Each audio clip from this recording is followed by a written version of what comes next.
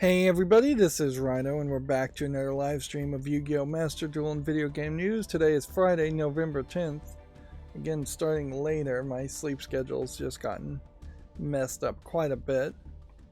A lot of news today.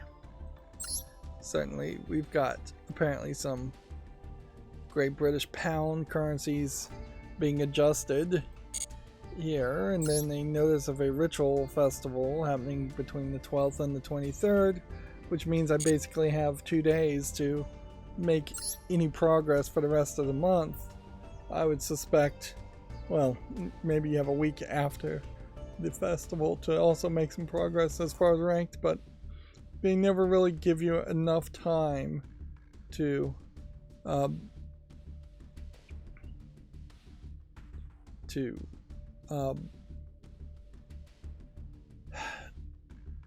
make it high enough in ranked or go up a level of ranked unless you just are playing Yu-Gi-Oh! And nothing else but Yu-Gi-Oh! Which, why in the world would you do that? It's not that interesting of a game. Apparently they've added a card report somewhere ranking the number of times a monster reduced the opponent's life points to 0 or win rate. I don't even know where this card report feature would show up. Display card report during duels, game settings, duel, display card report. This is off by default. So average battle damage, win rate when played, finisher rank, ranking the number of times a monster reduced. So basically it's going to give you some in-depth statistics as far as, is the card you're playing helpful and letting you win, or is it going to hurt you? Let's turn that on if we can. There's new selection pack. There's a new secret pack coming. It's always way too much news, and there's new accessories coming. It's just like way too much news for 3 days worth of stuff. You've got also issues and bugs and patches happening. Let's see. Game settings, in duel, card report. Where? Not seeing anything here that says card display card report. Yes. So that was already on. So we were already looking at it. It's just going to potentially now give us more information.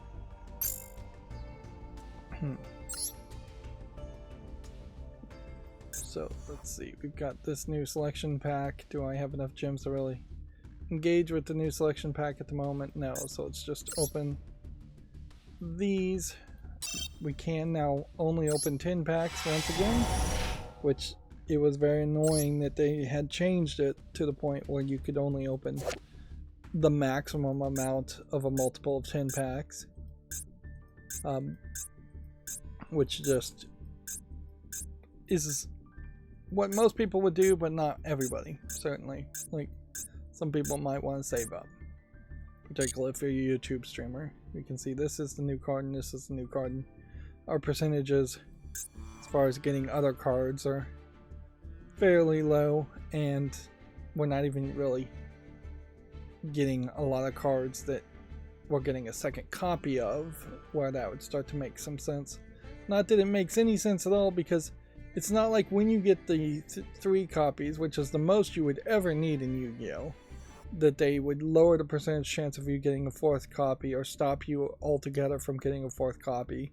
And these cards can't be dissolved into crafting points. So the whole system is effectively broken. We will, I guess, just for the sake of maintaining a complete collection, we'll purchase these. Not that I'm likely to ever even use any of this. The introduction of a wallpaper background does give the hint that maybe we are hitting a new era, and this Vanquish Soul Caesar Valis card and character may be a top tier meta deck card to focus on. Let's see. Guess we can do one free pull here.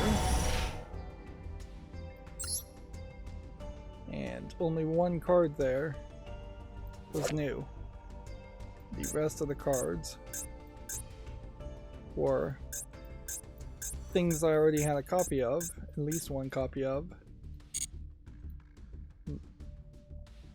You can see a lot of these cards I already had 3 copies of. At least these cards can be turned into crafting points. Yeah, more and more it does really come off like these secret packs maybe increase your chance a little bit of getting different ultra rares, but they're still very heavily going to be built around not being very good candidates, because you're likely to already have 3 copies of most of the normals, most of the rares. I could see opening 10 or 20 packs here of this secret pack if I had the gems, which I don't, just to get at least 1 copy of all the rares and as many copies as possible of the super rares and ultra rares. But there is definitely a whale system here, a late game stage system that is only makes sense if you have an infinite amount of money and want to put it in this game, and I don't even know why you'd want to put it in this game. Excuse me. Because inherently, I don't even think you need to be a whale to win. Really. Like, unless you just want all the cards, unless you're just crazy like that. Like, that's the only reason to be a whale. I think you could probably be a small whale and spend just a couple $100 in this game over the course of a year and a half and own enough cards to have enough crafting points to craft a top tier meta deck. Even as a free-to-play player, I was able to do that at least one. Can't really afford to do it again. So I guess if you wanted to be always at the top, maybe you're throwing in about $100 into it.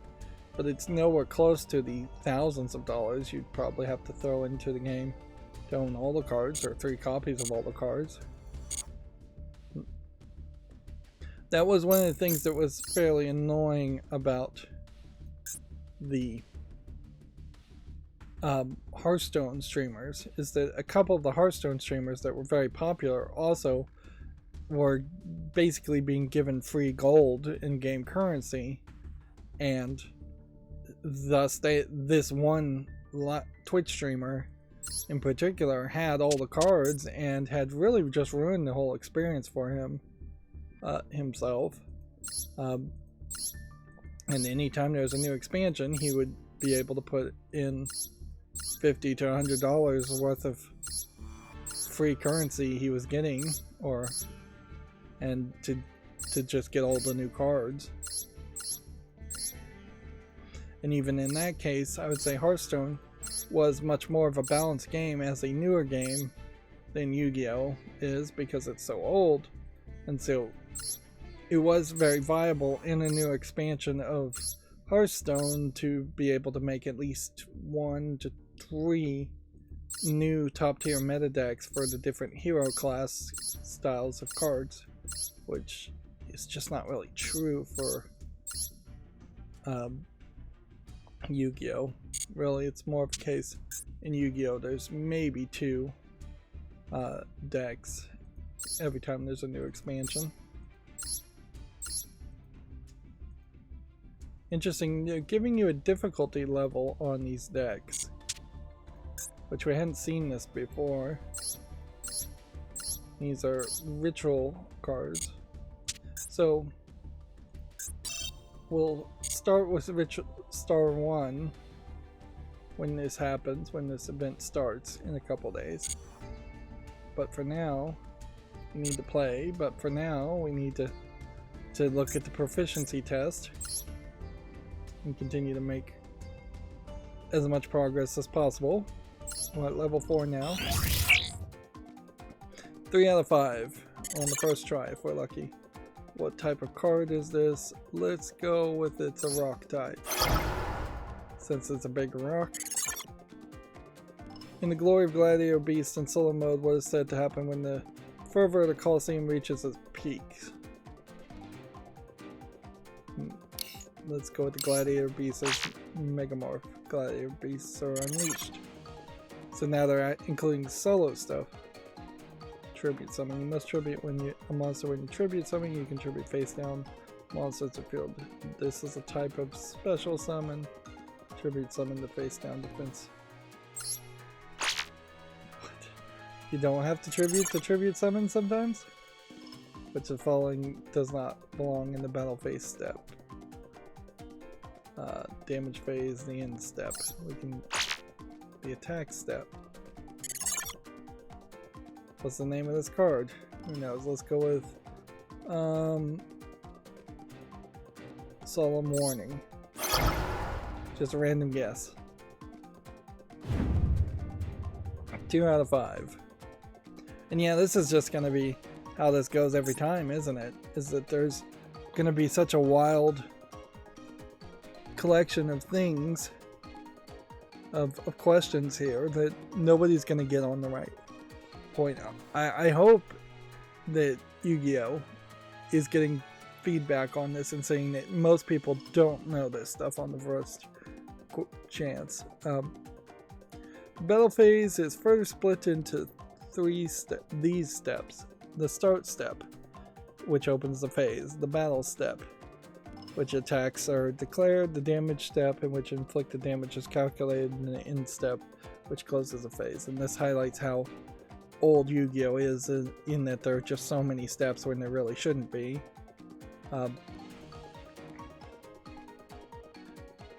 Magic the Gathering has that same problem. There's other cards with Solemn in the name. Okay.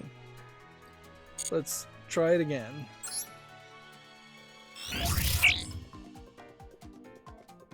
You think they might raise the requirement too. They're moving the answers around at least. But on a second try,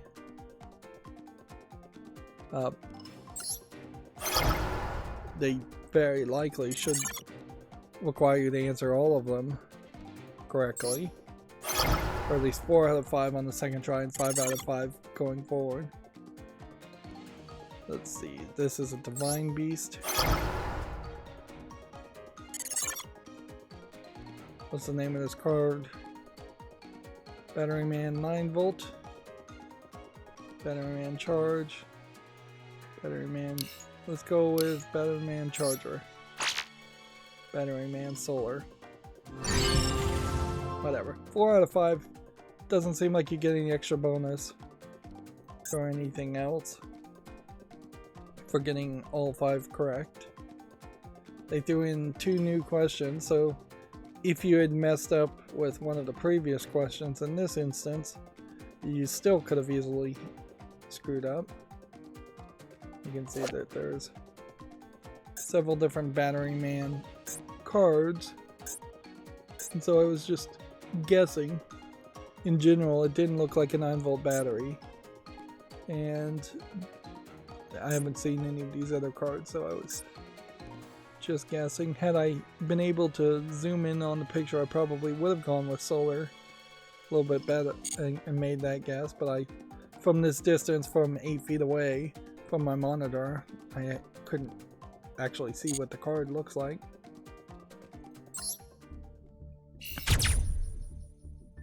And our clear conditions today is to tribute summon a monster. Alright, we more than likely will tribute summon a monster in play.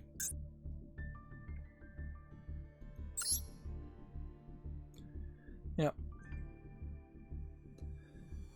I'm not going to spend a lot of time on the accountability section today. Over the past couple days, I've just been kind of sleeping weirdly and not accomplishing as much. Working a little bit on the instructions on my smart on-air side to sign. Just working on the programming, thinking of ways to try and optimize it and get it as good as possible. One of the things I wanted to rewrite the code as far as making it blink when it's not connected. I want to use an actual timer, or at least a range of times. On an ESP32 it doesn't have a real-time clock, so it doesn't know the actual time. And it's no reason to really put in the code to connect to the internet and get the correct time. But it does have the amount of milliseconds since the board was powered on, which is good enough. It's a consistent counter of some sort. And so instead of having the code blink based on the number of cycles it goes through a loop, which is very random, particularly considering it's connecting to the OBS through WebSocket and doing network transfers, which slow and speed the whole process down. I just want to make a range of, if it's been between about 1 second and 5 seconds and you have it connected, consider it a bad connection.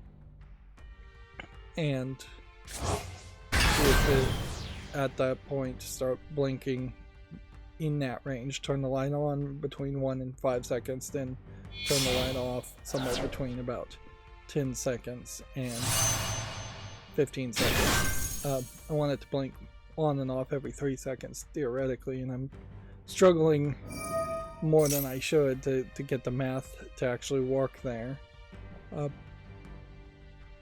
But yeah, consistently having kind of a range and then changing the time it's testing for and moving it out past that range, then it'll only happen once instead of happening multiple times, where it would just, in the range alone, try to turn on the light, then 1 millisecond later, the next time it cycles, it would try to turn the light on again and again and again, and that just slows down the whole process for no good reason if the light is already on.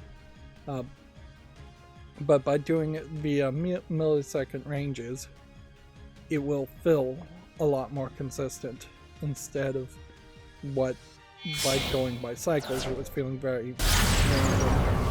Like the blinking was in no way connected to an actual time and was instead just a glitch. And I would argue humans subconsciously can recognize a glitch or a random number a lot more than they can recognize a consistent number. So anything that is even slightly consistent will feel intentional, whereas anything that's super random will feel like a glitch and potentially be ignored or cause complaints that it's just glitching when it really isn't.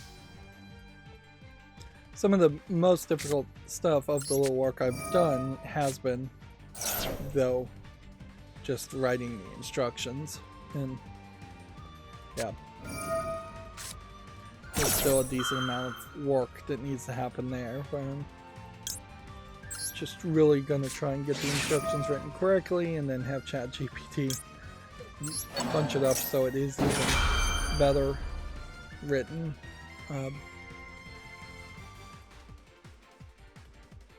But yeah, inherently I want the instructions to stress them that anybody that needs help contacts the right people. Like you inherently don't want them trying to contact OBS because of my smart on-air sign, because OBS, which is completely unaffiliated with that, won't have anything they can say, and it will be a very negative experience. You also don't want them to contact Advanced Scene Switcher if they have a problem with OBS. Like, people inherently, I think, sometimes set themselves up for a bad experience just by contacting the wrong people for help. Although inherently the right people to contact for help also give you a bad experience. But yeah, it wouldn't be that uncommon for, say, an old person who doesn't quite understand anything to contact their cable company or their internet service provider because they they can't log into their Gmail account, which, yeah, people try to be helpful in a lot of cases. Sometimes they won't, but in a lot of instances, you're not setting yourself up well.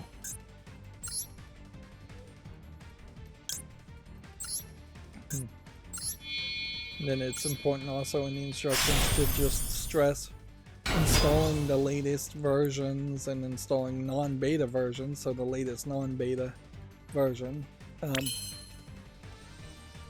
to just maximize the chance of success.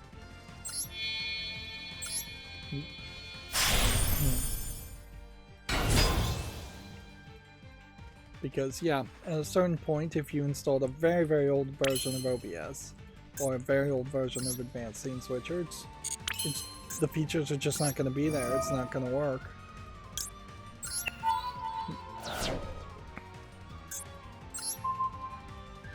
But yeah, overall, not a lot of progress made in the past day, and I still have started that Lego set, and I have several more bags to put together of Lego pieces. So that's another concern. I did get the new ESP32, I believe they're C3 chips that I'll actually use instead of the Adafruit development board I was using.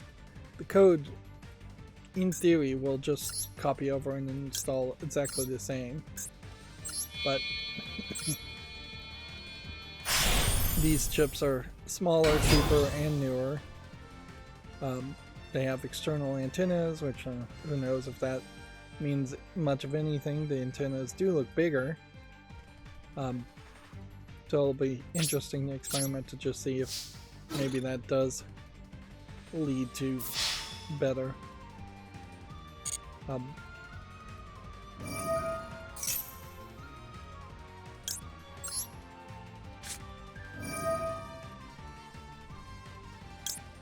see.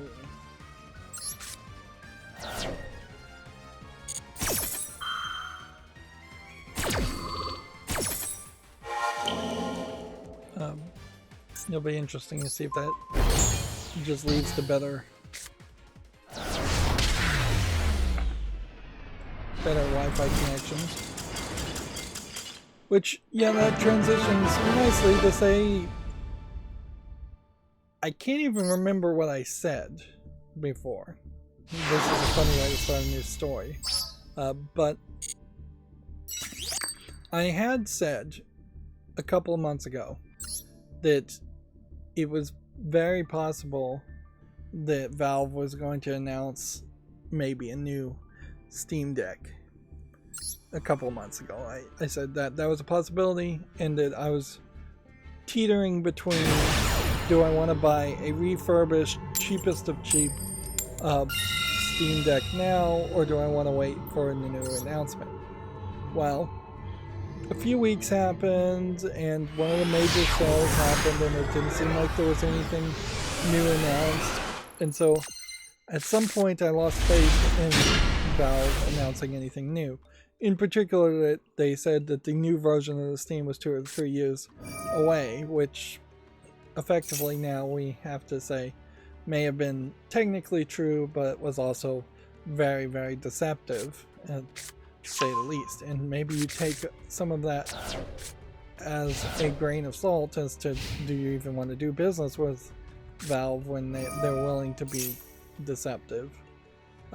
Because they have announced a Steam OLED model. And inherently, this has created a new monkey in the works, monkey wrench in the works, whatever phrase you want to use. I always get confused. As far as what I personally would want to buy and what I personally would recommend.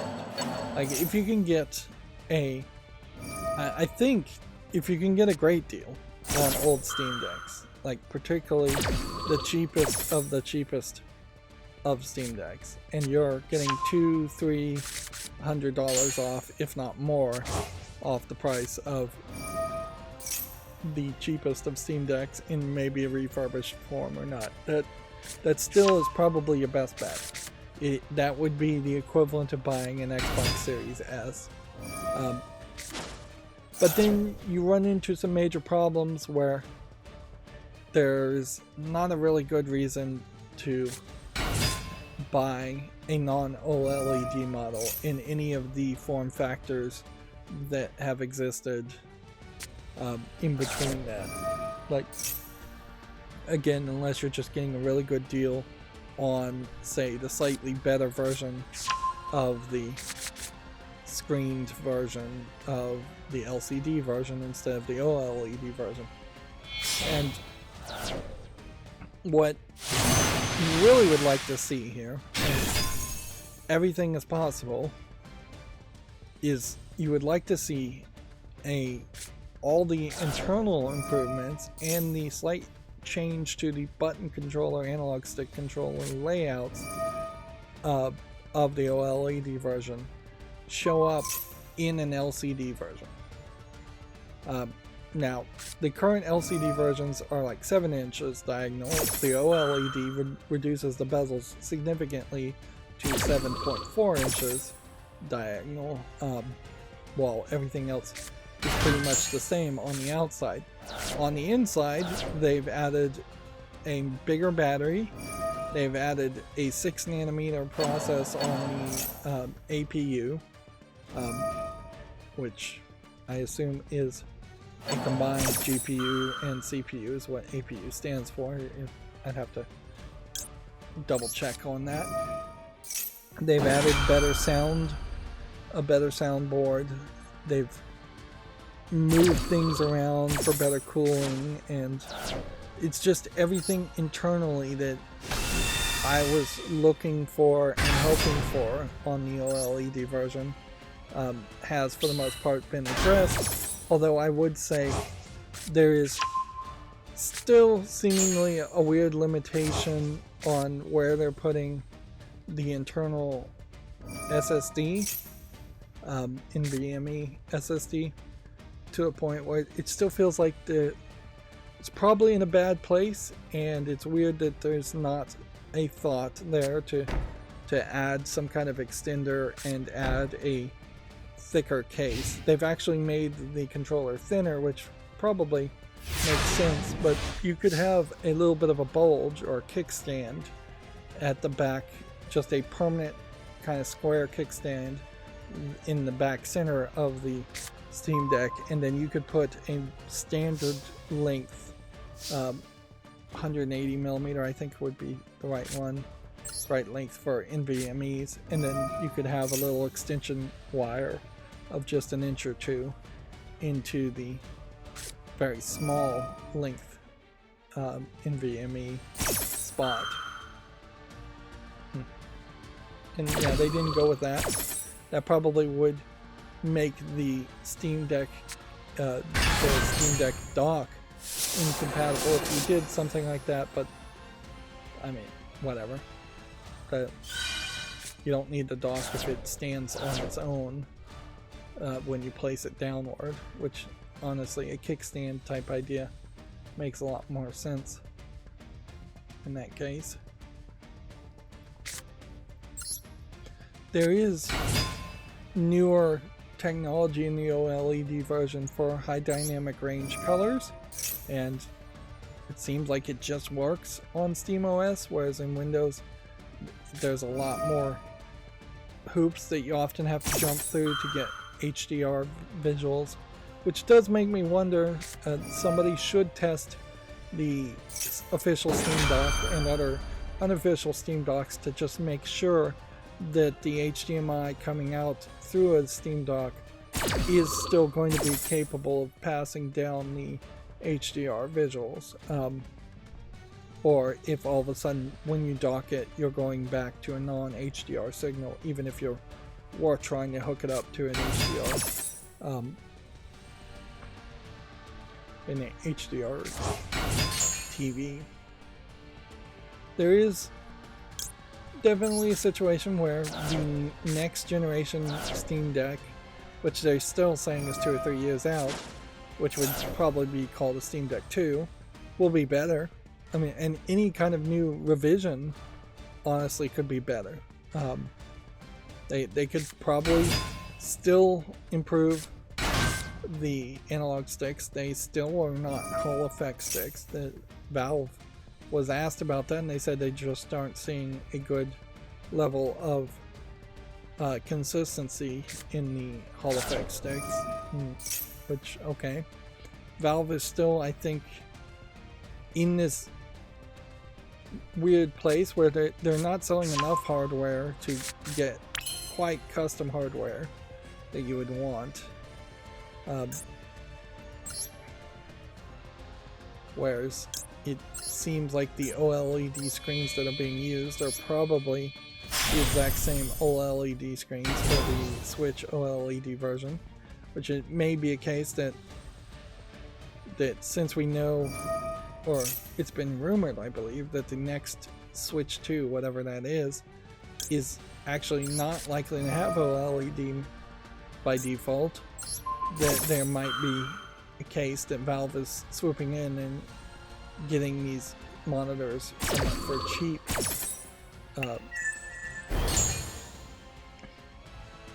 because they're competing with Nintendo, or they're swooping up leftovers from the Switch OLED versions. There is definitely a case that once you go OLED, you don't want to go back. And there's definitely that double-edged sword in the Switch OLED version, that you're getting a lot of other improvements. Other things they could certainly still improve upon, though, is just even bigger batteries.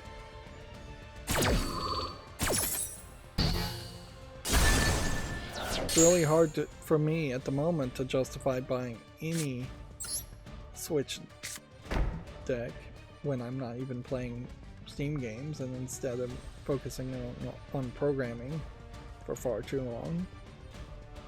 Which definitely I'm increasingly getting the twinge to get back to playing video games, and I really need to finish the project first. Not just backburn it and never finish it. Plus the code is so... I say this and then always prove myself wrong, but the code is done. Like, I've fixed as much as I can fix there, as far as I can tell. And so it is running. It is just instructions and optimizations.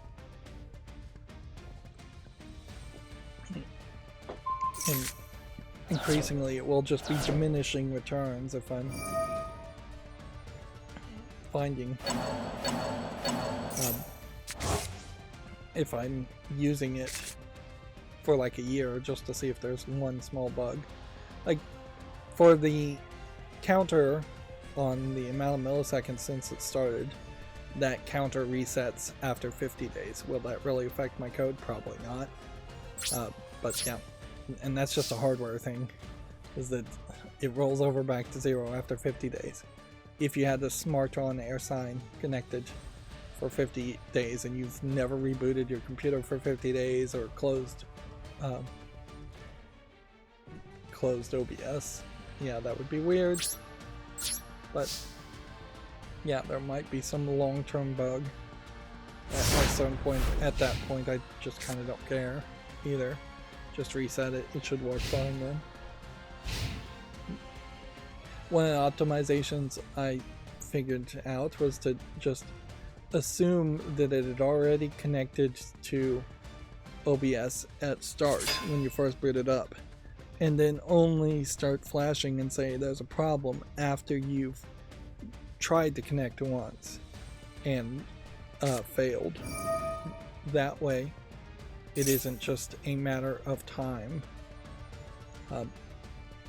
That will fix what could have been an issue where every time you powered up the smart on air site, you would have needed to make I can't even remember to say the name right. Every time you would have powered the smart on-air sign on, you would have had to make sure it actually connected to OBS and that the program was running. And it's believable that there would be a percentage of people that just wouldn't want OBS running at all times or want that issue.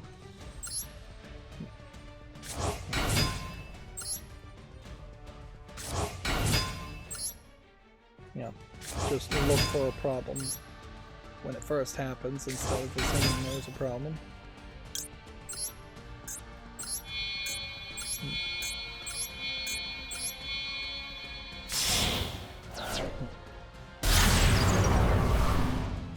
As far as other distractions, I guess to get back to the accountability section for a second, is I'm watching. I guess now on a weekly basis, I'm just watching Upload or on Amazon Prime and Invincible Season 2 on Amazon Prime. And there's probably a couple things on Hulu that I'm watching on a weekly basis. I've actually gotten back into watching TV too much. Or streaming services too much. And yeah, I'm still playing on my phone with 4 different phone games. There really is nothing new to say there. It's all the same, and it'll just be probably a while until anything new is capable of being said about any of the games I'm playing on my cell phone. So yeah, a lot of the news is gonna be just like small slices of announcements. Apparently, Valve has sold, quote, multiple millions of Steam Decks. Valve's first foray into the handheld business is off to a strong start and shows no signs of slowing down as Steam Deck OLED is on the horizon. Which, yeah, I believe... See if we click refurbished Steam Decks and OLED iteration. Let's see what that brings us to. I believe you can basically pre-order these OLED version.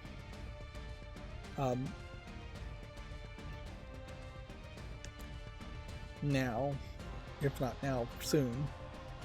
They added one thing I'd say that is nice to have, but not really much of a selling point, in my opinion, with the OLED version is Wi-Fi 6E.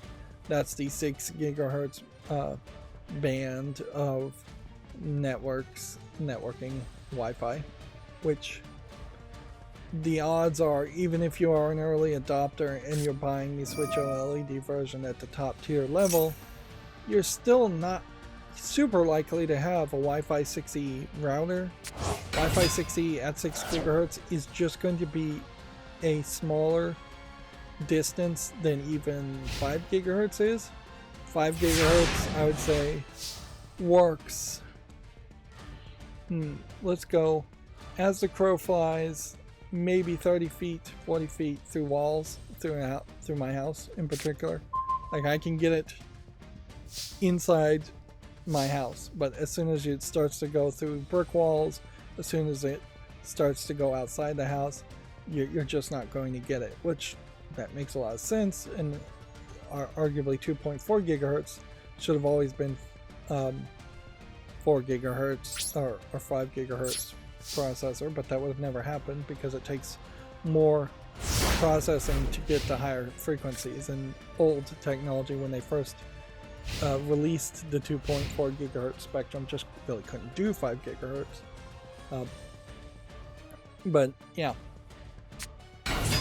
it might get you fairly fast speeds for downloading games, but it still really wouldn't get you anything as fast as being docked. And so you really are only going to minimally benefit from 6 gigahertz in most cases.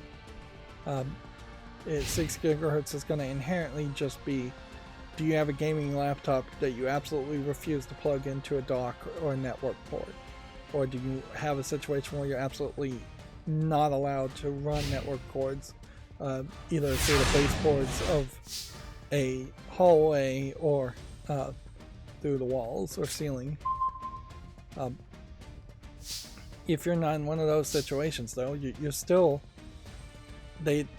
Linus Tech Tips saw about 600 megabits per second on Wi-Fi 6E, whereas you would get 1 gigabit per second almost certainly through wired networking, if not higher. 2.5 gigahertz per second ports are somewhat common on gaming routers and switches.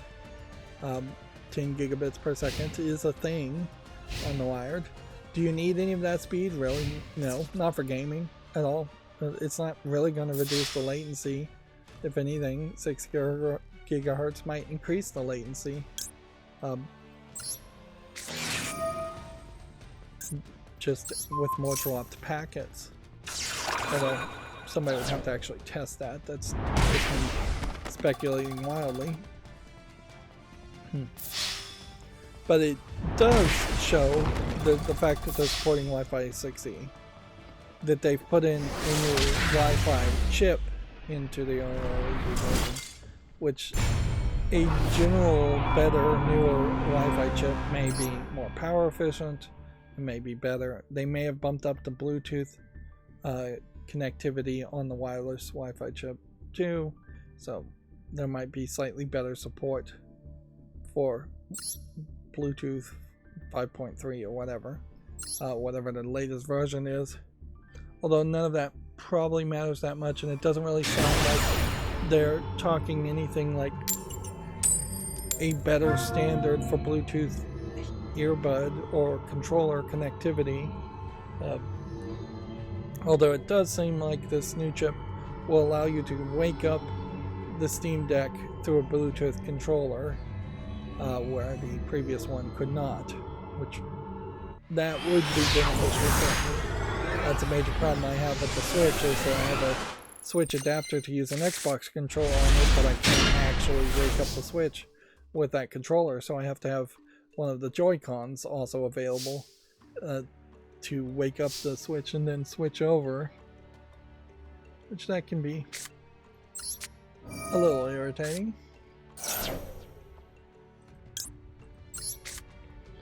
To step away from the Switch OLED version for a second, Pokemon Horizons, the new Pokemon cartoon, is going to launch in the UK this December on BBC. It debuted in Japan in April. This is from Video Games Chronicle, a British-based website, so I don't know where Pokemon Horizons really is as far as the United States and the rest of the Western world, but if I was to guess, it's probably either already coming out and I just am not aware of it, or it is going to come out on something. Although, like, we are at the point where Pokemon on like a Saturday morning cartoon lineup is fairly unlikely. It would make a lot more sense if Pokemon was a Nickelodeon exclusive or Cartoon Network exclusive, and it wouldn't be that crazy to suspect that it might literally just be a streaming service exclusive, which I doubt it would be Disney Plus, but I could see Duel, which is about to become completely owned by Disney. I could see them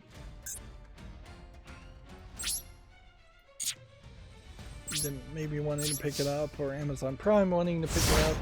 It would be quite the snatch for Amazon Prime to grab it, but I don't know if Amazon Prime really has the greatest of lineup of cartoons for kids to justify doing that.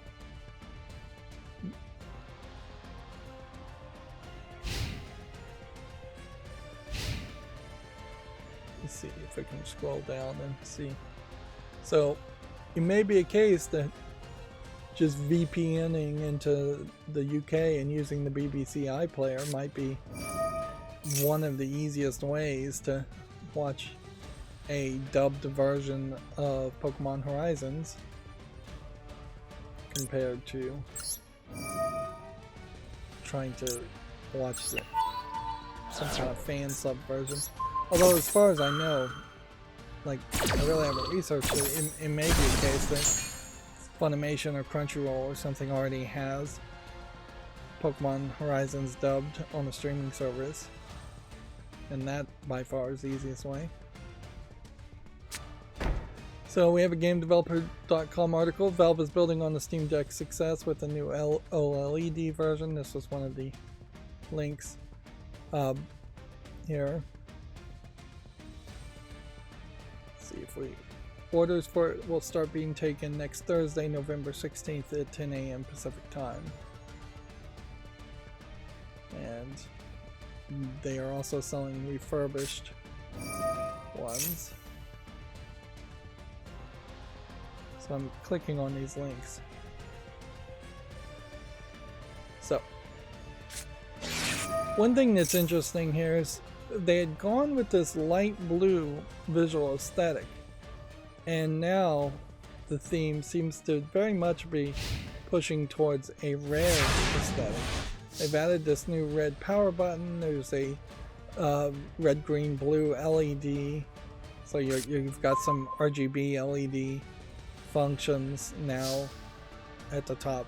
Although I doubt it's going to do any kind of ambient lighting or anything interesting that you can directly control while in game. I imagine it is just going to give you fairly pointless status things. It will probably be fully green when you're fully powered up, and it might be red when the battery is low, things like that.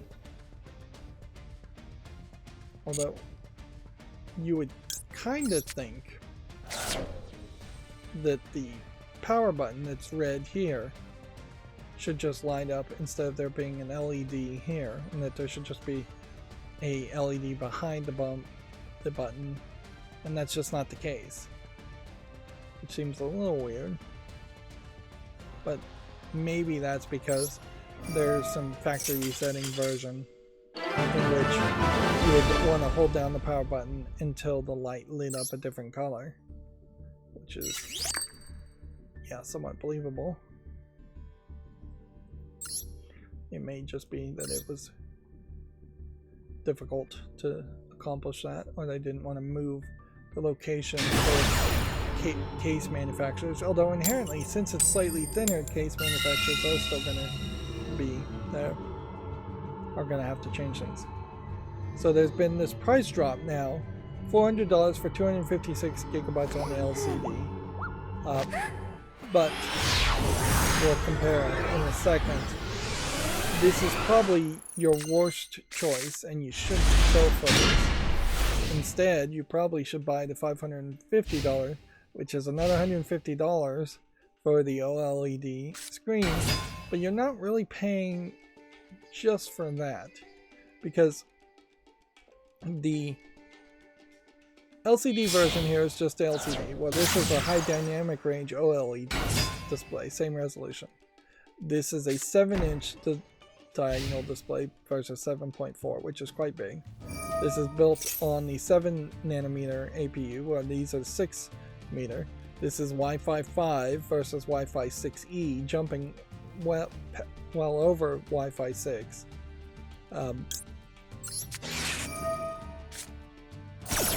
You are getting, on the LCD version, a 40 watt-hour battery, which is 2 to 8 hours of gameplay, where this is a 50 watt-hour battery with 6 nanometer APU, which gives you 3 to 12 hours of gameplay. This 45 watt power supply with a 1.5 meter cable versus a 45 watt power supply with 2.5 meter cable. So a whole extra meter of power cable, which is interesting. And then if you go another $100 up to double your space, I mean, you basically would be paying another $100 to get another 512 gigabytes of NVMe storage anyways. So that's not that. It's not like they're really profiting much off of that. They may be getting a few extra bucks by selling it. They're very much arbitrary numbers at this point. You also get exclusive startup movies and an exclusive virtual keyboard for this. It is also worth mentioning, though, that there's a limited edition that they will be selling.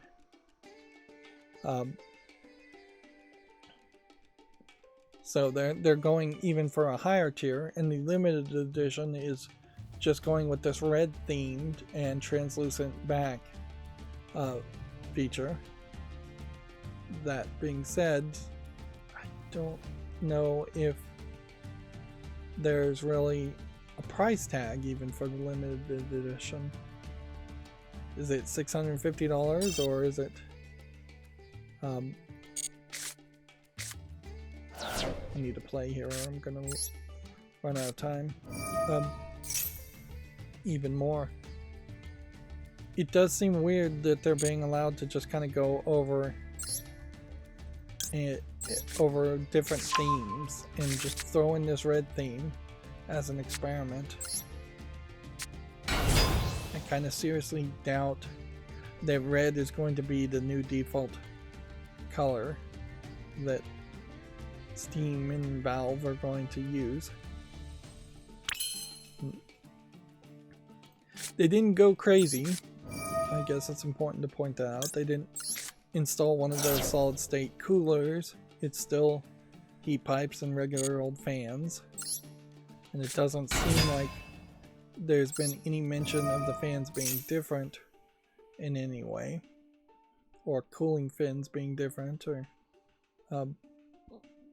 bigger or better.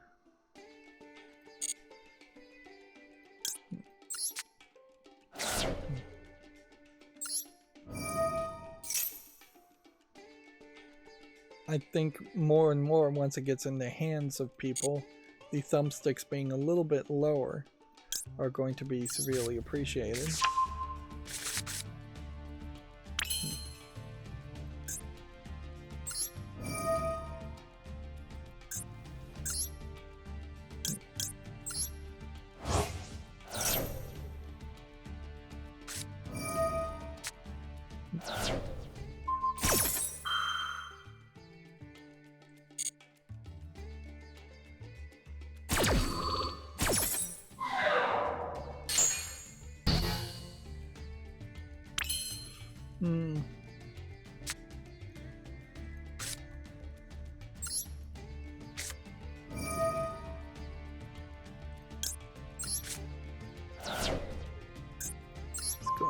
Destroy this.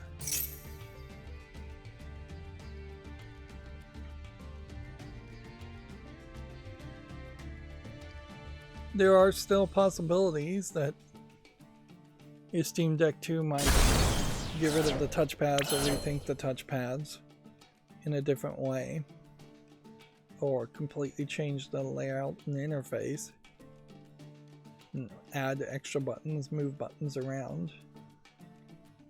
But I don't think they would want to change too much. This does, with the OLED version, kind of paint them in a corner. If they were to make a new refresh, it is just going to have more storage, which even 1 terabyte might be a little too much storage for what you really need for a Steam Deck. So going to like 2 terabytes really might be fairly crazy. But yeah, you can't really make the screen much bigger. The bezels are basically going to the edge. This new OLED screen has been designed to be easier to replace if it breaks, and the entire case has been designed to be easier to open and service using torque screws now going into metal bases instead of plastic bases, which means if you take it apart several times, you're less likely to strip something and create a scenario where the case broken physically.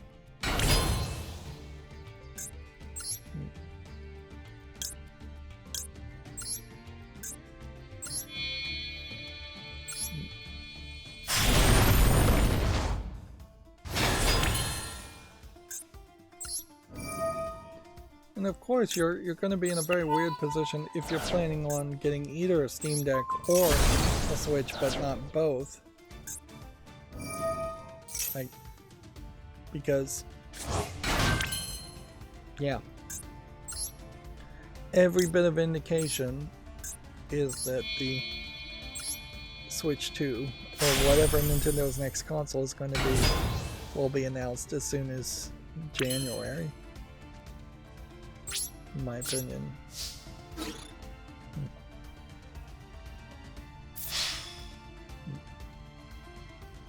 Which, things are just bad as far as inflation in general. These prices are really, really high. Lego sets, same thing. You're getting $300 Lego sets fairly frequently when that Lego was always expensive, even if you're paying like $150 for a set. Consoles, same thing. Like, prices are just going up and up, and we're really at that point where we need to see a slowing of generational releases and the prices staying the same and just seeing optimization. For the most part, we're likely to see some of that. I don't think you're going to get a major increase of people with wanting 8K monitors or 4K monitors even, and thus the need to output higher resolutions should not go up.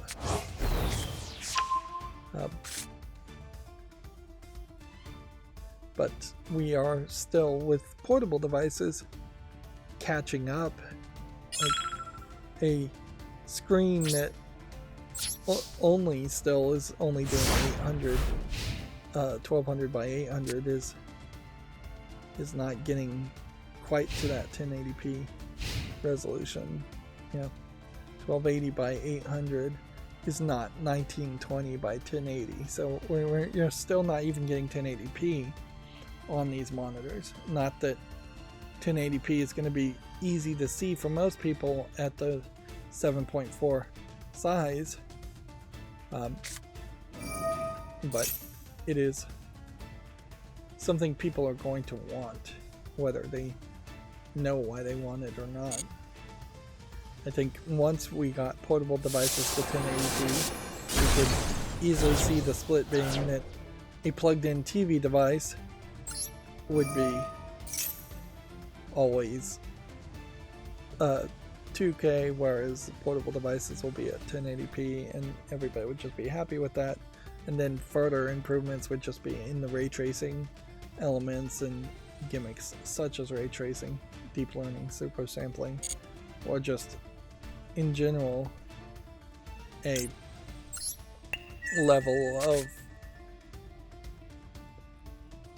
optimization and battery optimization for portable devices. Nobody is happy, even over a decade later now, since your average person has had a cell phone. 2013, it's probably been about 2 decades closer to the point where everybody had a cell phone. People are still not really happy with the battery life in cell phones. And so there is arguments for just more optimization as much as we can. So the 64 gigabyte LCD version, with the NVMe SSD, is $350,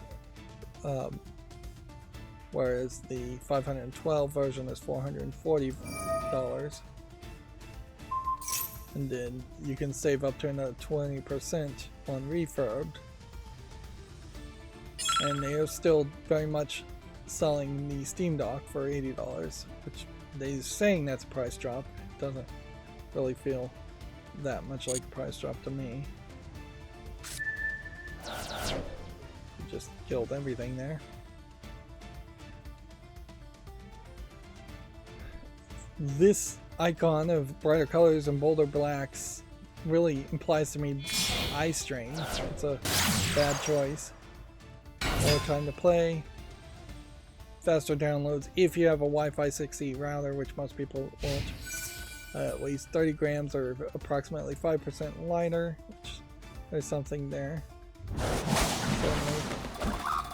And then once you get down to this point, they are just highlighting everything. So it feels like this is the default landing page now when you want to buy the Steam Deck, is that you are going to be promoted and pushed towards purchasing a OLED version. Let's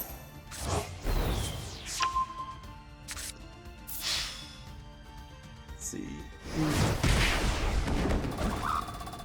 OLED has 8 RDNA, 2 CUDA core, 1.6 gigahertz, equaling 1.6 teraflops at FP32 as far as its GPU, and it has a Zen 2 core 8 thread 2.435 up to 3.5 boosted AMD CPU up to 448 gigaflops, and the APU powers 4 to 15 watts.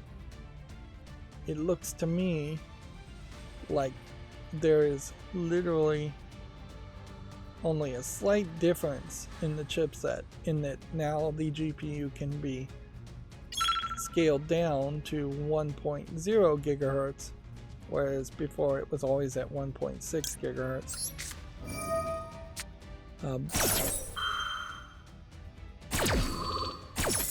The RAM is faster.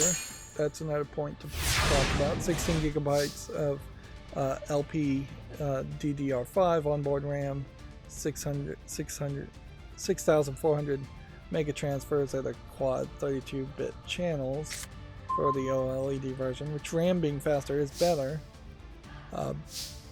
Where it was LP DDR5, low profile DDR5 onboard RAM at 5,500 mega transfers, so significant difference there. And yeah, if you are irritated about games loading levels slowly, having faster RAM actually may be a noticeable difference there.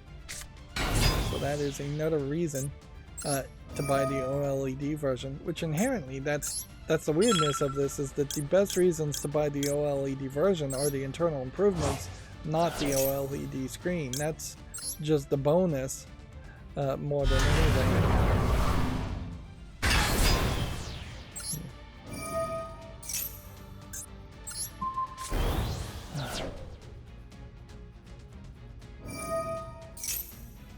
See what the next thing happens here.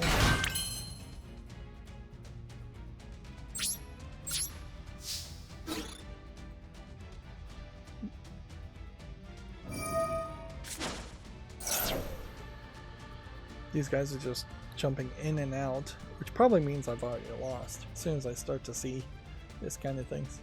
Storage options for the OLED start at 512, and they both include high-speed micro SD slot.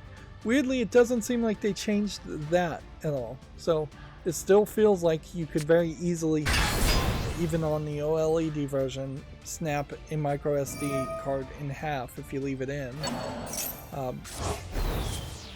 Whereas the 64 gigabyte space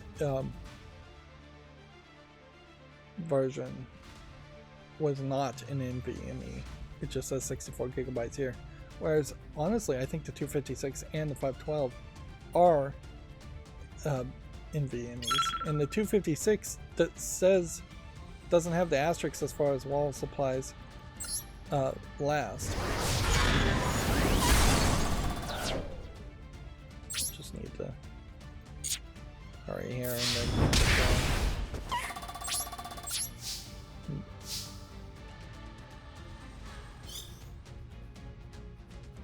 See, I don't think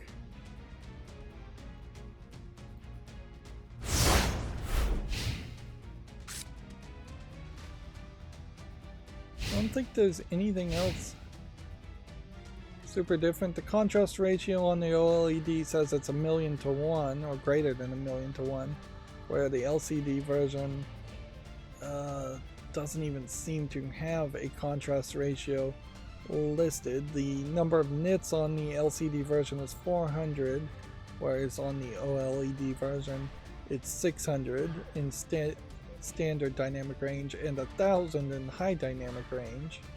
It has a faster refresh ratio of up to 90 Hz, but I'm still not sure that it's full-on dynamic hertz there. It might be a case more that there's a 30 Hz. Well, no, in the original one, there was a 40 Hz mode for the LCD and a 60 Hz, and I wouldn't be surprised if there's a 40 Hz, a 60 Hz, and a 90 Hz on the OLED version. Yep. It is a weird thing where they are going to just try to instill in you a dissatisfaction around the original Steam Deck.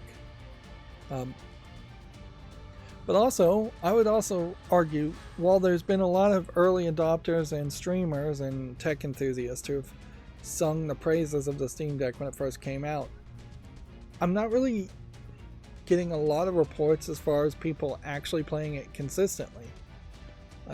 And that might be a problem in general, and that's always been a problem kind of with Nintendo products in general, is you get them basically as Christmas gifts as a kid, and then you're not really playing them that much, particularly if you're a kid in school and can't play video games that much.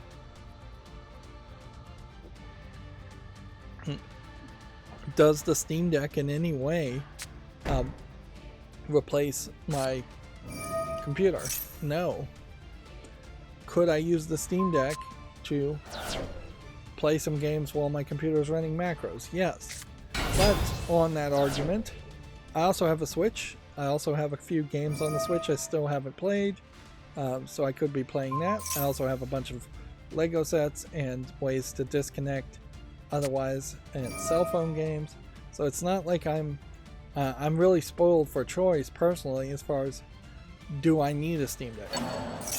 Did I ever really want to get a Steam Deck for me, or did I want to give it a gift to nieces and nephews? The truth is, I wanted to give it as a gift to nieces and nephews, and it's just going to be a project. So at that level, it almost certainly makes sense to, since I'd have to buy several of them, it almost certainly makes sense to buy one for, buy 2 or 3 of them for nieces and nephew gifts, which is very expensive even at that if I get the cheapest refurb version possible. The other announcement that's getting talked less about certainly is Steam is now going to let players mark games as private, so friends can't tell that they've played it. Players will be able to hide specific games from site for whatever reason, is the sub headline here. Now, the private aspect of marking games comes down to, I think, a lot of I hope it's integrated well into family share, because inherently, while the assumption here is that porn game sales are going to go through the roof, and this is to hide your hentai games, which is obviously one use for it. Being able to hide even like Call of Duty Modern Warfare from the family share and not giving your kids access to your mature rated games like Call of Duty, just the violent ones in particular, the bulk of what almost all AAA games are rated M for mature games, would be also useful. There is also a secondary reason for this, in that if you have Counter-Strike Go, there was at least at one time a point where a lot of people would try to contact you or look at your profile as far as, do you have Counter-Strike Go knife skins, back when I guess Counter-Strike Go was called Counter-Strike Go. But they would try and contact you, and they would try to to either scam you or purchase Counter-Strike Go knife skins from you. And so there is an argument to hiding specifically Counter-Strike Go from the list of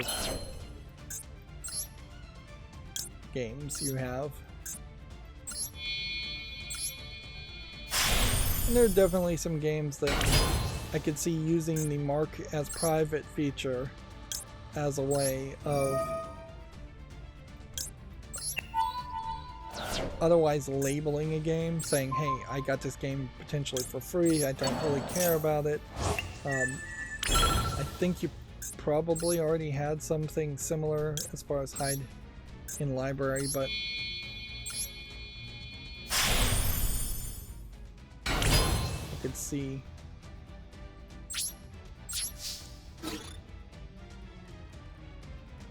more improvements, right?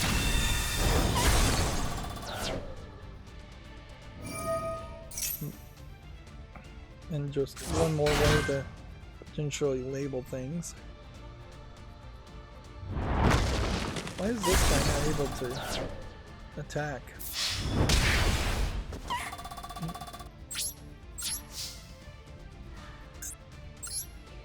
Let's see.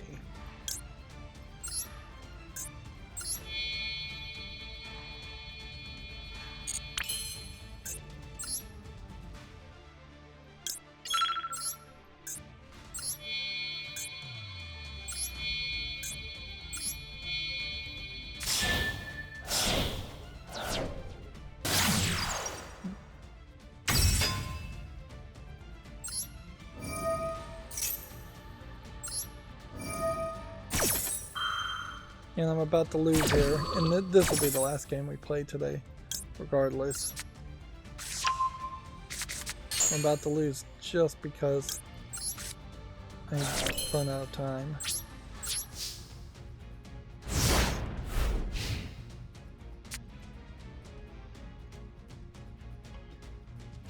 So at the moment, let's look at the certified refurbished, and you can see right now that they are effectively out of stock, and I suspect that you're going to mostly find better deals on Steam Decks somewhere else, but then you're gonna not have that certified refurbished element to it, so it can be very scratchy, it can be very damaged. $280, if only it was $2.80, really is your best bet here. You're not killing the budget at all by jumping up to $320 for 4 times the amount of RAM and faster RAM in the process. So the 256 also makes a lot of sense. And honestly, you're not really breaking the budget much more by doubling your RAM and getting another 256 for $360.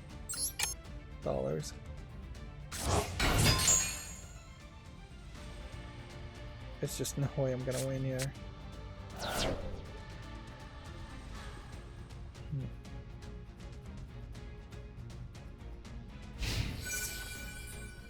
Here we can see, it looks to me like the new internals, and I'm still, we'll probably talk about on Monday or some point in the future a better teardown of it. But it seems like they've rotated the spot here where the connector for this M2 memory is, I think, this way now, and it's pointing downward. Again, though, it would kind of just make sense to have a bit of a bump in the middle and have it a full length one going either this way behind the battery or going even this way for a longer length. It also seems like they've redone it and gotten rid of a lot of these ribbon cables and better like directly connected this board to this board to I think it's still probably not directly connected to this board, but yeah, there is definitely a second pass on its design and probably room for even a third pass as far as the internal design.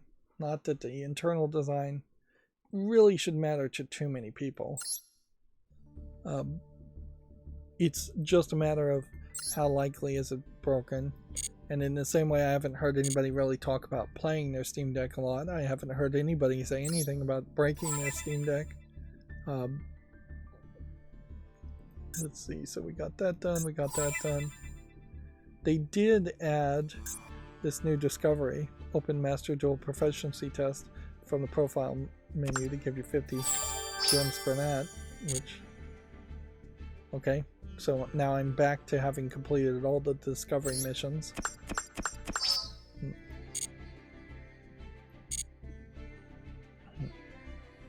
Speaking of which, apparently I did not tribute summon a single thing there. I could have sworn I would have, but apparently I didn't. Oh well, we'll get that done next stream. To try and move away from Steam Deck news, Nexion CEO Owen Mahoney is going to retire after a decade at the home. Mahoney will be replaced by Nexion's Korean CEO and company director Jung-hoon Lee. Which, okay.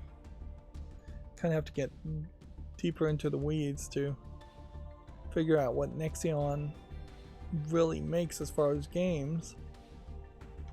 And I'm not going to do that, so let's just move on.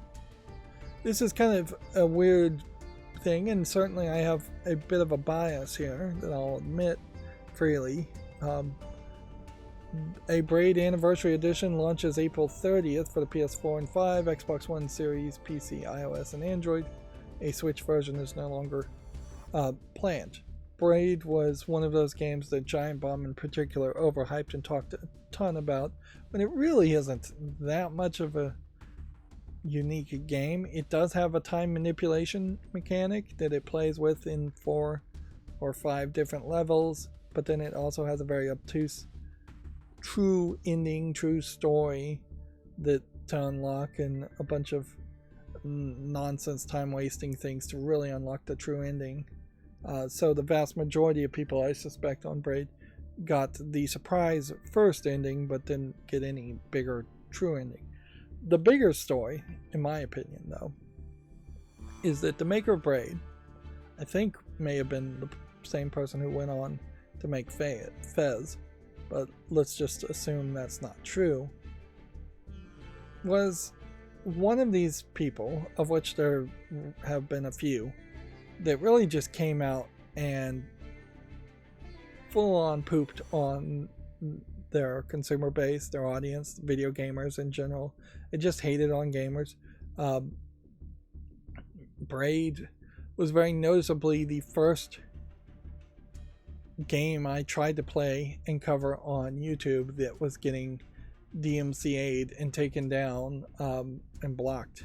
I think specifically blocked by inherently the creator of Braid's actions and decisions, and there was just no real good communication there, no real good system there. Now, in all fairness, it was one of the first games I covered, so maybe I took it a little bit personally, but I definitely did take the first couple of DMCA'd blocked games that I wanted to talk about, games I was singing the praise of in each occasion, really, and then just not being able to put out my footage and my criticism, and getting nowhere as far as dealing with the creative Braid. I think my personal opinion and experience, though, only really just highlights my own testament to how it seems like the creative Braid really feels. And I'm fairly certain the creative Braid, whether he was the same person who made Fez or that's a different person and it was just pretty much the exact same situation, where the creator Fez also hated on the audience and was just kind of a jerk. But yeah, it's kind of weird to have Braid come back. It won't be as impactful as far as an anniversary edition. Remastering the graphics is unnecessary, to say the least. And I guess it could have new puzzles in it. No, I actually don't think this is the same creator of Fez. This is Jonathan Blow, which maybe I'm totally wrong about. Yeah, Jonathan Blow later on made The Witness, and yeah, I was able to cover The Witness perfectly fine without really any content claims, so maybe I was just having trouble. So yeah, long story short, I guess it really is just a case that if you haven't played Braid, playing the Anniversary Edition makes sense now. Not so much does it make sense to go back and play the original version or play the Anniversary Edition if you've already played it once. I seriously doubt they're going to add a bunch more puzzles or anything like that. And if anything, one of the irritating parts about Braid is that it doesn't really explain itself, so I guess it adding over 15 hours of commentary might be useful. I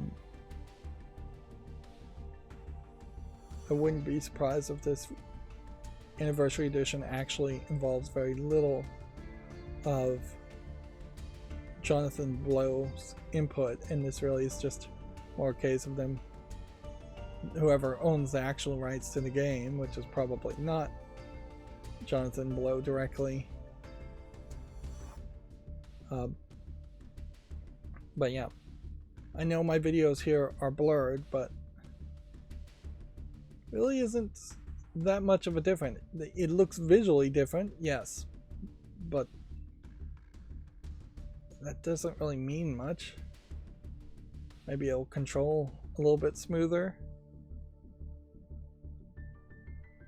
The commentary definitely is the thing you'd want to buy it for. And so if you don't care about the commentary, and see those stars are part of the secret ending that is kind of a time sink and a lot of effort.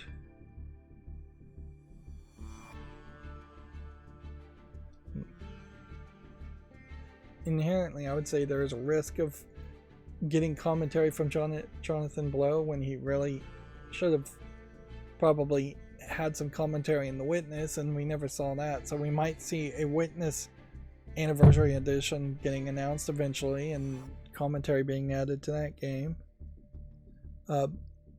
If anything, I think Jonathan Blow might be a little pretentious, if I was going to throw out a thought there. Let's move on though. I changed how my macro, or one of the extensions, was going to work, and I think I've broken it by doing that. Let's see. Unity is reviving its product portfolio and says layoffs are likely. There's another story. ScumVM is announcing more Nancy Drew support games, which like 2 through 5, although I don't know if these are the actual first number 2 through 5 Nancy Drew games, because there's like 3 Nancy Drew games that were fairly rough, and then they rebooted the series kind of and started making a different type of Nancy Drew games after that that were a little bit better, from what I hear. Killbug developer Samurai Punk is shutting down after a decade. Now, I've never heard of Samurai Punk nor Killbug as a game, so that probably indicates their level of popularity as far as the game. I don't get why this keeps just jumping me back to the same tab. Ubisoft proclaims it's still into blockchain tech and partners with a company called Immutable. let's see. Sega teams with AI startup Equus on voxel generation tools. This really is just jumping me all over the place. Well, Night Dog's technology head Christian Geerling is departing after 17 years of tenure. Here you can see him next to Tim Sweeney of Double Fine, which is a terrible way to use a screenshot in a picture, in that you are talking about this person and then you have another person here, and it'd be very easy to confuse the two. Apparently he worked on Uncharted Drake's Fortune and worked on Dark Watch and The Bourne Conspiracy, so that's 3 games that, of which only one is even recognizable to me. Not a really great portfolio for 17 years, which inherently highlights the problem with game development, that you're spending 4 to 8 years potentially working on a game, and well, let's divide 17 by 4 years just about per game, and one of them might be popular enough to sound impressive.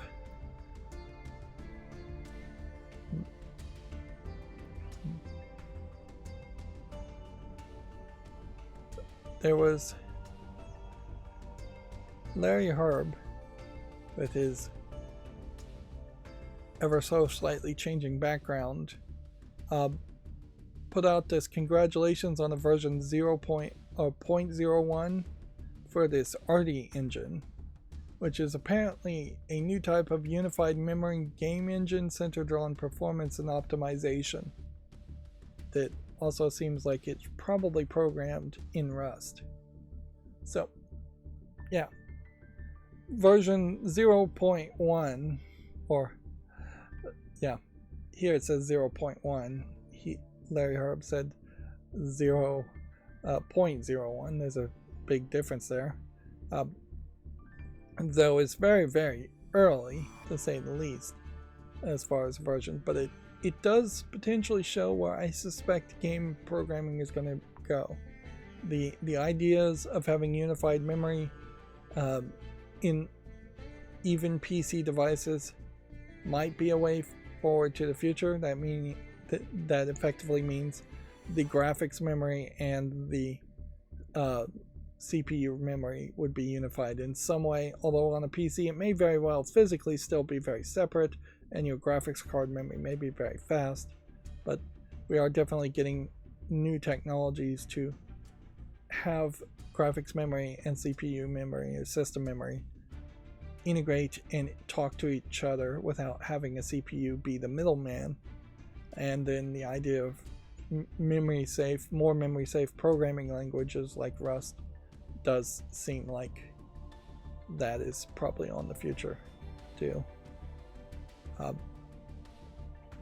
They are using here sprites and aliens in a shoot 'em up as an example of just how much RAM they can optimize for, and that you have potentially hundreds of little sprites here and particle effects and visuals all going at the same time. And then they're showing over here, I think, the amount of memory being used and the frames per second around that, whereas that can be very difficult without unified memory and without just optimizations in general. There is definitely a danger here, though, that you would get a game engine at some point so polished that people would start using it instead of, say, the Unity engine, the Unreal engine, the Godot engine, which are much further along. But then you would just want to pull off gimmicks. Like, I think most players would be very unhappy with every game adding hundreds of more players, or NPCs in particular, into a game. Like, in a shoot 'em up game, having this much of particles on the screen is not terrible, but it still is very much visual vomit. It's just distracting and hard to look at. You can't lock your eyes down and target one enemy. Once you start to program these characters to do more than just fly directly in a cone shape towards the enemy, that's going to use a lot more RAM. So they're kind of cheating here, but even if they weren't cheating, 20 enemies on screen is about as many as I think I'd ever want in most cases. But it is interesting, and it also highlights that Larry Herb still seems to be interested in the gaming world at some level. So far, he has yet to announce anything, and I imagine we are just waiting, like July. I wouldn't be surprised if it's somewhere around July 2024 that he finally announces he's working somewhere else. He's probably got a non-compete for at least 6 months, so July 2024 would be 12 months. So probably closer to 6 months from July 14th, but yeah, we're not anywhere close to that yet, and so he's still not really saying anything. GameDeveloper.com says that Unity's controversial runtime fee will have minimal benefit in 2024. So they did all of that mess and now have to admit to shareholders it's not even going to be that beneficial. And let's see.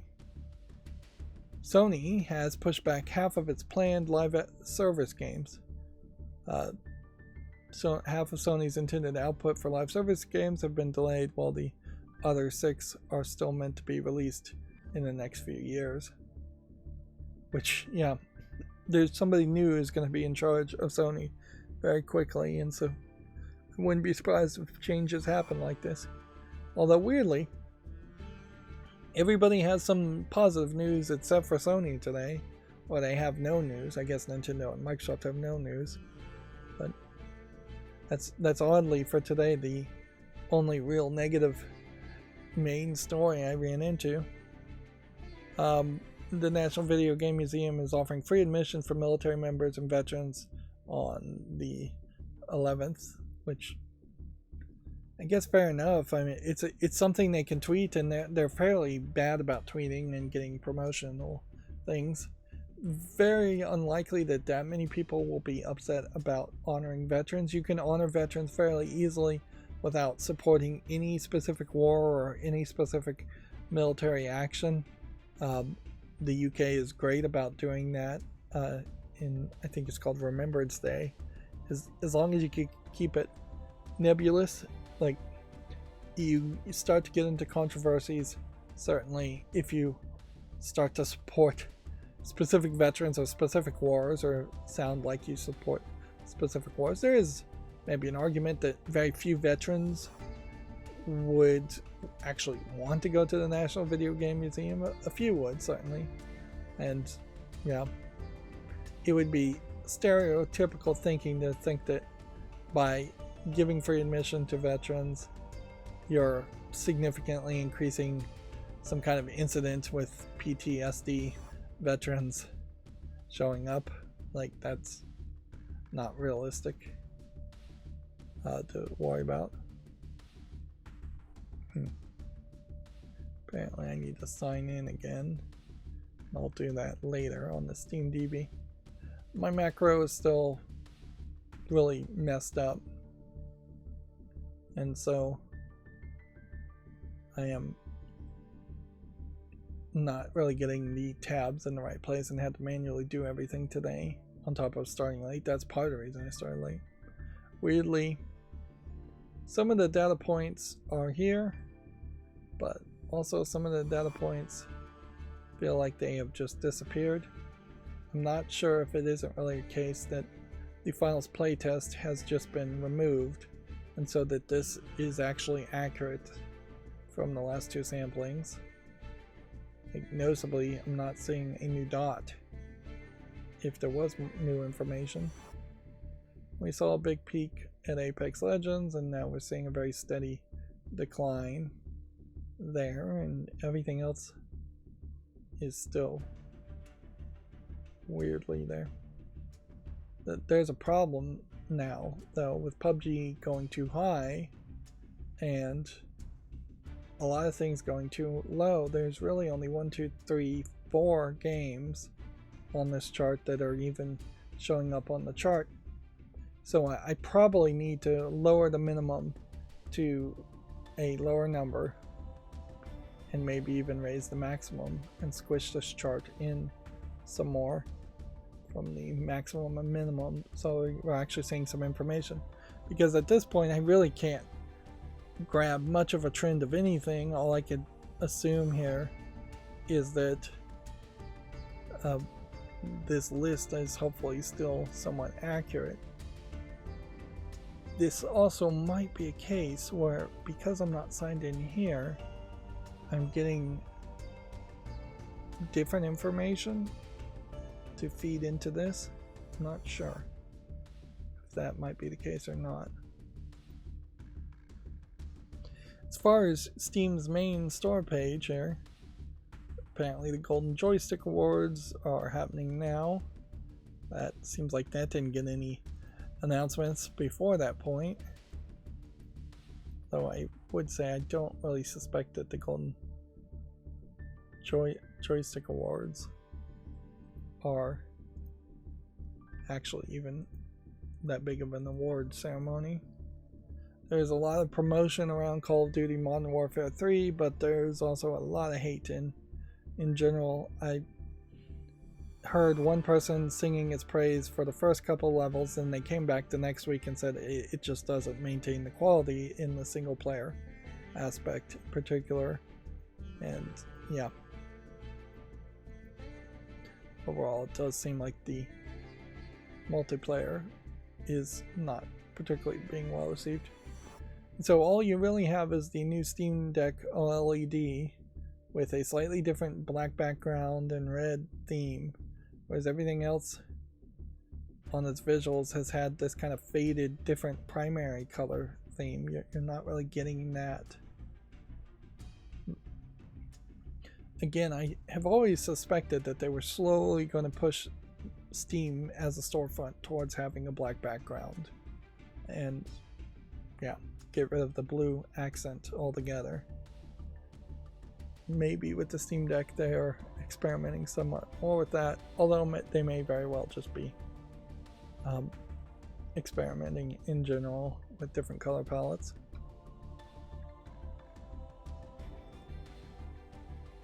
And then that's going to bring us to the Video Games Chronicle articles somewhat, but what it's mostly going to do is have me go through 2 articles here, and then I'm going to have to jump over a bunch of tabs to get to the rest of the articles.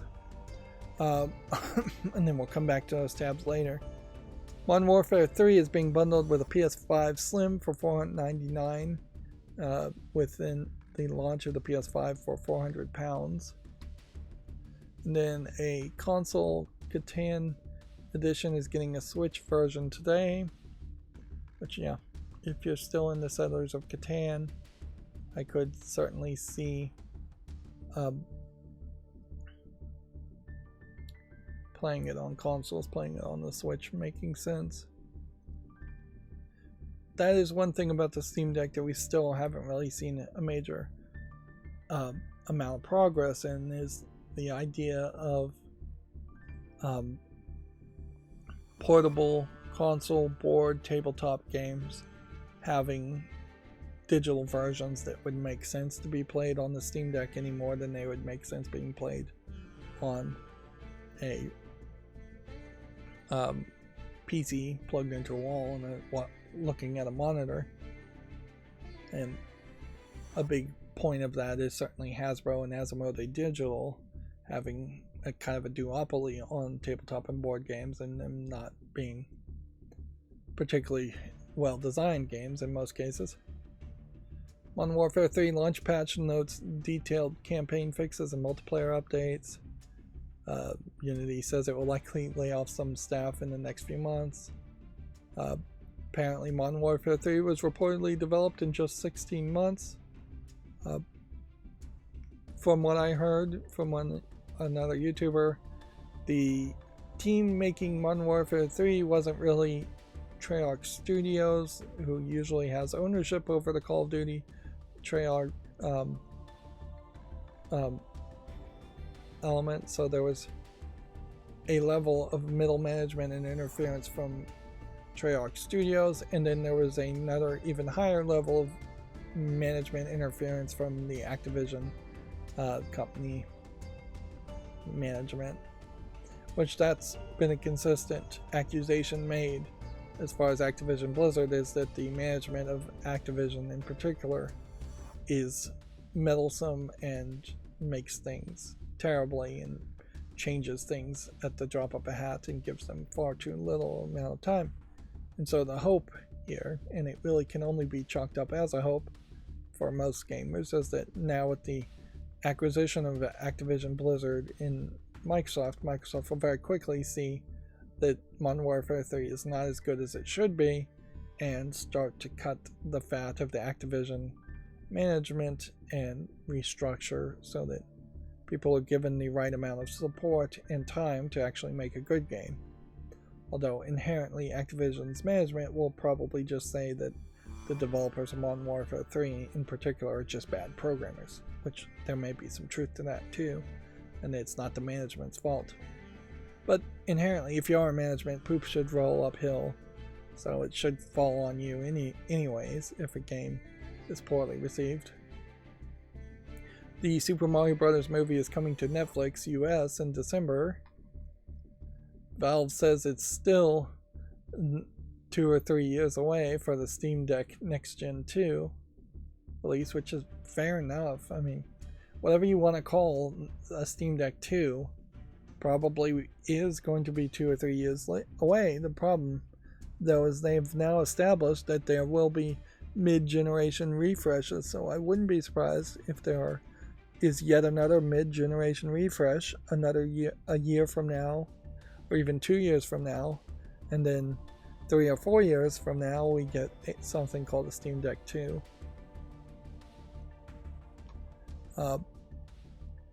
We talked this subject for the most part to death, so we don't have to cover over the Steam Deck OLED version too much. Next 3 Epic games have been confirmed. Surviving the Aftermath and Earthlock are going to replace Golden Light, which is now free to claim. We already talked about Final Fantasy, asking fans to stop demanding he kills off certain characters, and Pikmin now being the best selling game in the series. I think at this point most of these stories are old. Really haven't looked at this part of the macros to figure out what's going on with this. But clearly, as far as Video Games Chronicles, my macro is going back far too far on news stories. These are really, really old stories. Yeah.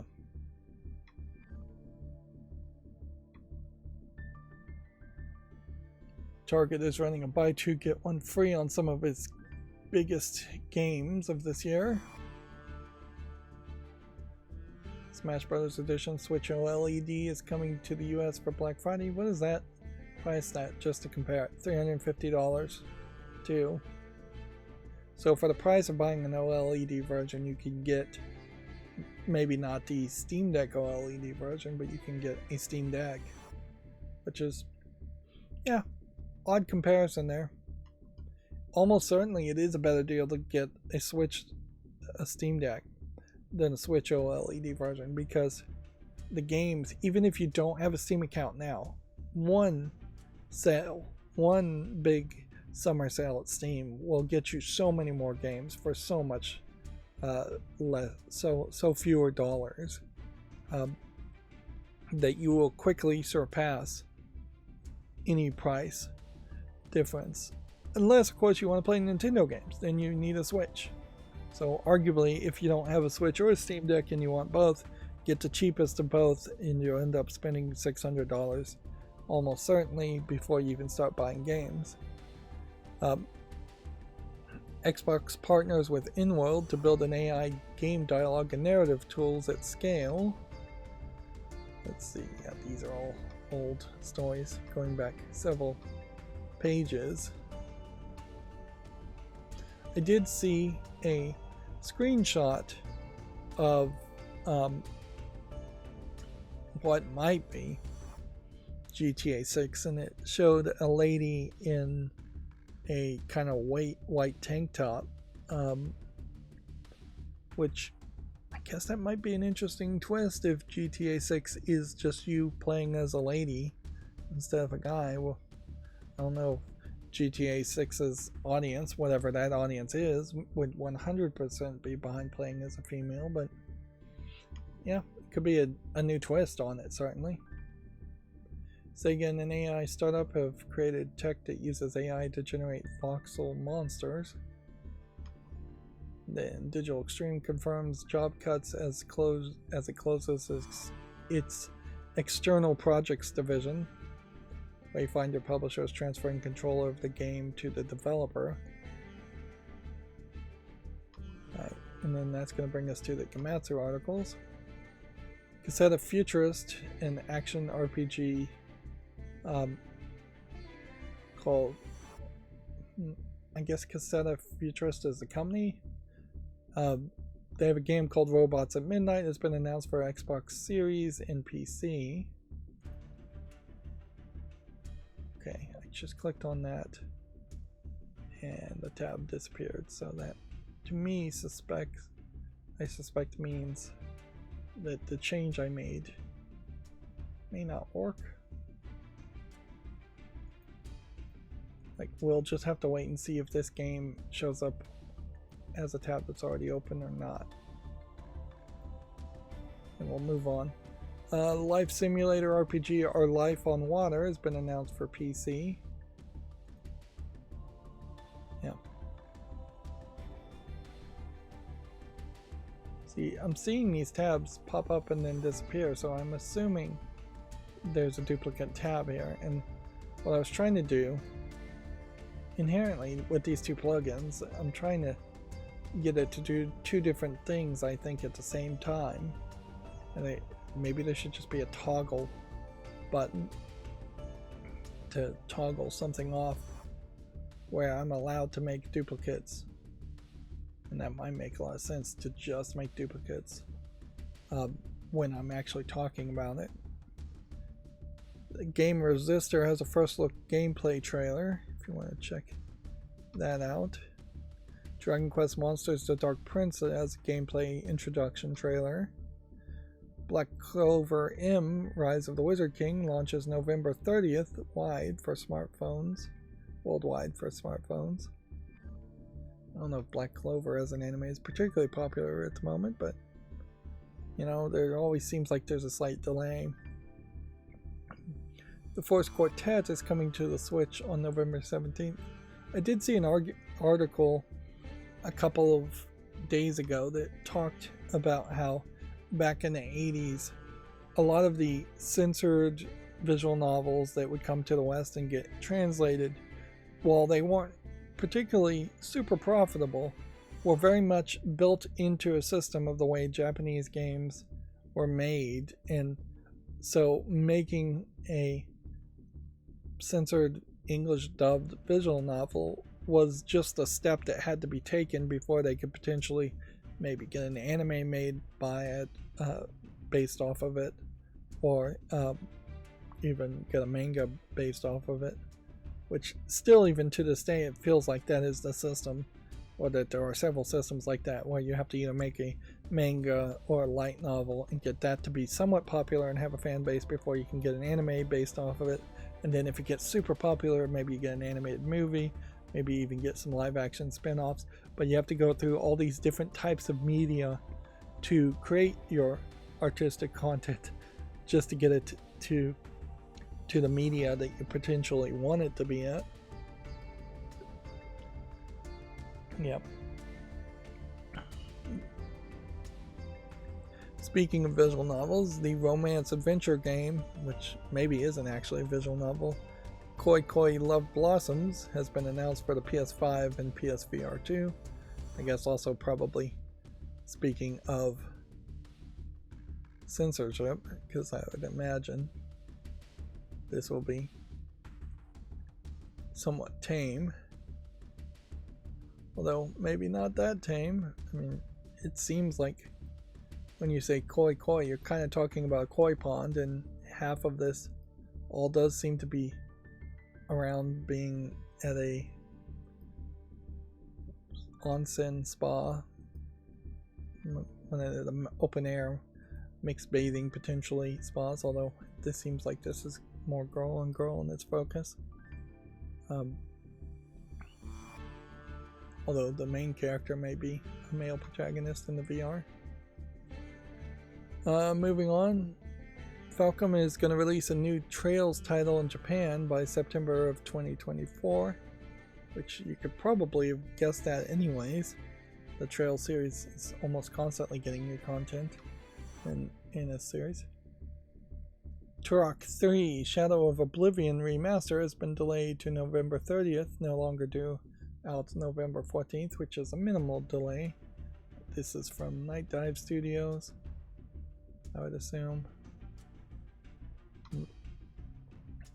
Level 5 Vision 2023-2 set is for November 29th.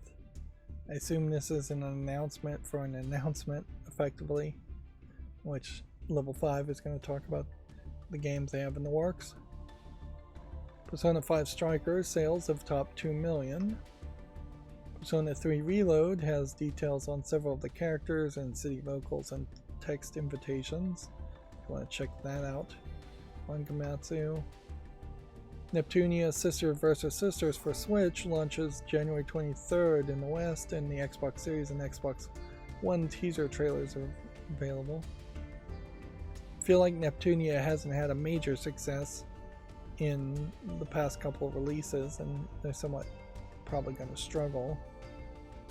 It's kind of weird for Braid Anniversary Edition to not have a Switch version planned, but I also wouldn't be surprised if it is the case that there is just going to be increasing abandonment of Switch versions in favor of either coming out with a Switch 2 version whenever the Switch 2 is announced, or just not bothering until a year or two later, if you ever, to port to a Nintendo console of some sort.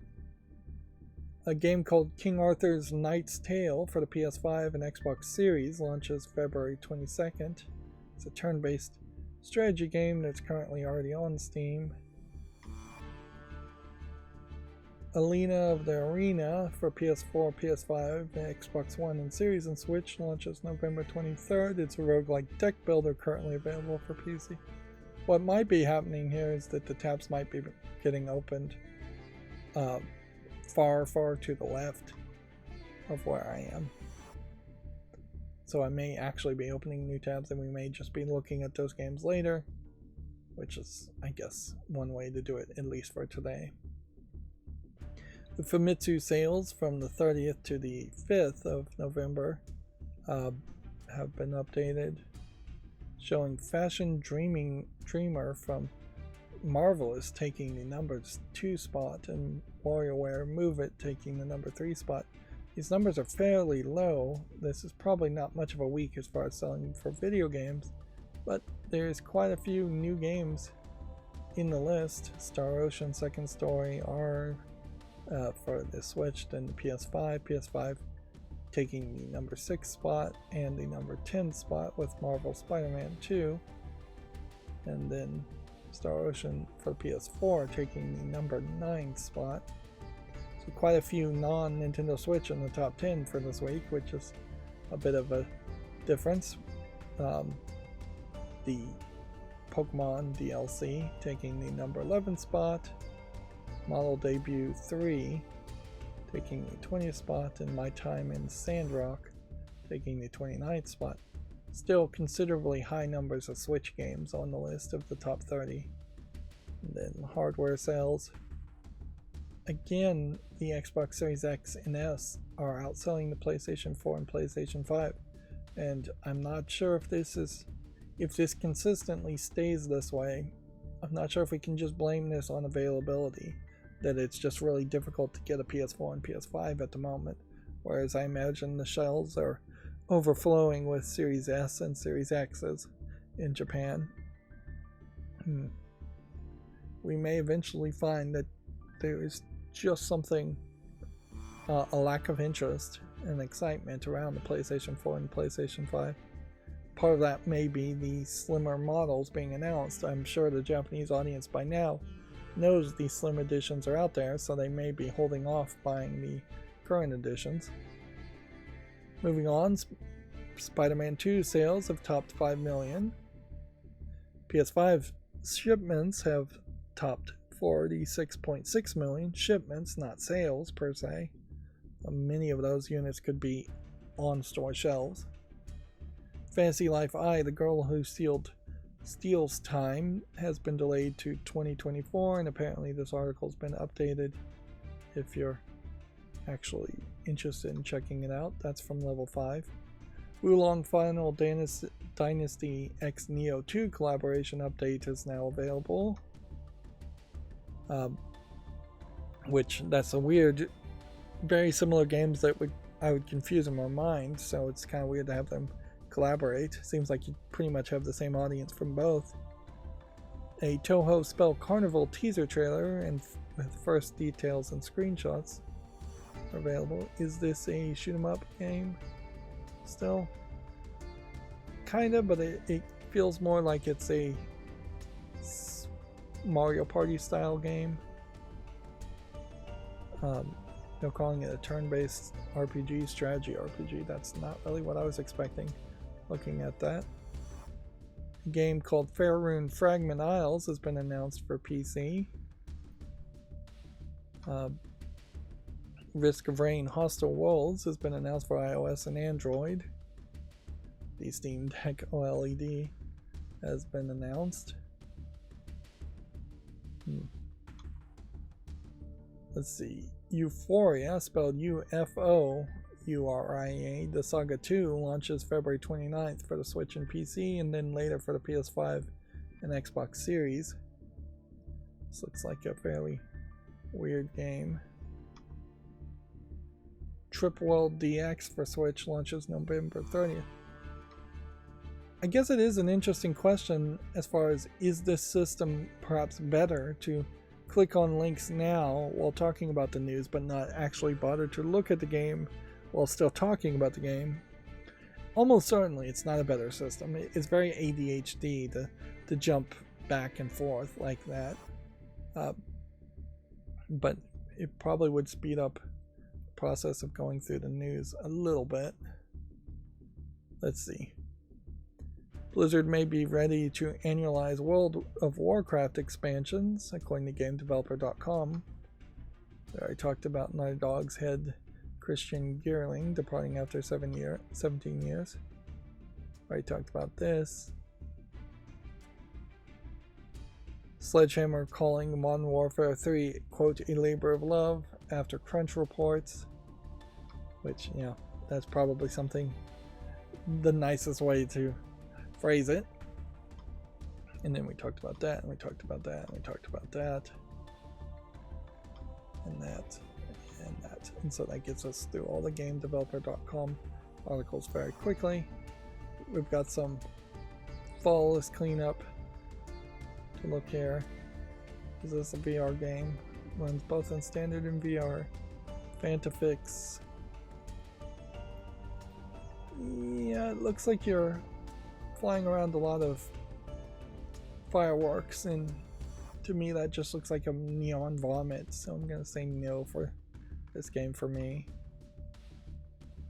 Far Cry 6 is always in this weird position. Still really hasn't gotten good enough, even though it seems like it's being better received in the past 30 days to justify putting it on the wish list. And I guess we are just back to the Fs, which, whatever. This game needs more time.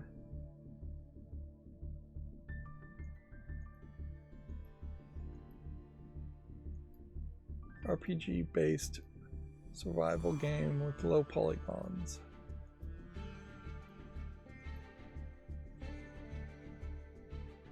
I think I'm gonna say no to this. The low polygon aspect in particular just kills it for me. It's also still in early access since basically last year, so I'll get rid of that. Farm Keeper, I'm not even gonna consider. I'm just gonna leave it for later. Whereas I think I can say no to Farm Kitten. And then we've got Fashion Holiday, a game of Texas Hold'em, which I was hoping for more feedback on this because this kind of looks slightly interesting in that you have a slightly different art style and looks like Texas Hold'em, maybe with some strip poker involved in it, maybe not. But yeah, there's like one user review. That's not really enough relevancy. You would think that there would be multiple games like this all the time though, where you could make a simple Texas Hold'em poker game or a strip poker game, but honestly you don't see too much of that. I think in particular if you're trying to target adult content style games, playing Texas Hold'em is just too slow. Just not that interesting. This looks like a mobile game, which it looks like a mobile game Survivors clone. It's not being poorly received, but it's not being amazingly well received either. It's early access. I'll just give it more time and see if it comes out of early access. What is Twisted Tower? It's still coming soon. And then Fear of Mine, I'll just give more time to. Also, inherently, because the fall list cleanup went around in circles like that, there's probably a lot of games that I more recently added to the fall list and just need more time. Anyways, such as Farmcraft here. And so that's going to bring me to all the games, all the new games on Steam, which this was in particular broken again, and this is where I'm going to have to jump all the way back to things, but that's fine. Some of these are not things I'd likely play, but I will leave on the fall list at the moment. Here's that game we were talking about, UFO Oria, the Saga 2. So this is where all the new tabs I opened were, is that they were opening at the far left, which may be exactly where they should open when the macro is running, but it is not where I expect them to open normally. Here we have Alina of the Arena, which came out October 13th of 2022 and is already on my wish list. So this is the one that's getting, I believe, a switchboard, if I remember correctly. And see, inherently that's the problem of the tabs not opening up right next to what I was talking about, is that I'm not going to be able to remember what the story was. This too, very positive and already on my wish list. Whereas Turok 3, Shadows of Oblivion, still on the fall list because it's not out yet. And Our Life on Water is not on the fall list. It's an interesting kind of Our Life on Water concept, but it's weird because I wouldn't expect you to have just like trucker hats and t-shirts and jeans in a community like this. It's like this is what Mississippi is likely going to be, or is right now, that you'd just be living on these tiny little islands and most of the marsh would be flooded, but then the water's too clean to be something like Mississippi. More likely, if you're going to see these type of boats and this type of community, it would be some kind of island, Pacific Island culture, and you would have a lot less clothing that you would wear on a day-to-day basis and be in a much more tropical area. I like the bright colorfulness, at least that contrasts somewhat around the global warming flooding type world. Befriend spirits of the Mekong River to build and protect your floating village. Yeah, Mekong River, pretty sure runs through China. So these are weird kind of asset flip characters for that. Yep. Here's that game, Robots at Midnight, which looks somewhat interesting. And then we've got Tintin, sadly not being received well. Even the creators of the game said the game was buggy. Although I'm not 100% sure that they didn't say the same before about their previous game. See, this is weird. For some reason I can't put this game on the fall list. As far as Call of Duty Modern Warfare goes, there's just no button here to add it to the follow list. I guess I'll just have to make a special exception and put it on the wish list then. But it's mostly negative and it's highly unlikely I really would want to play it. There would be a real danger of putting too many things on the wish list that I didn't really want to play.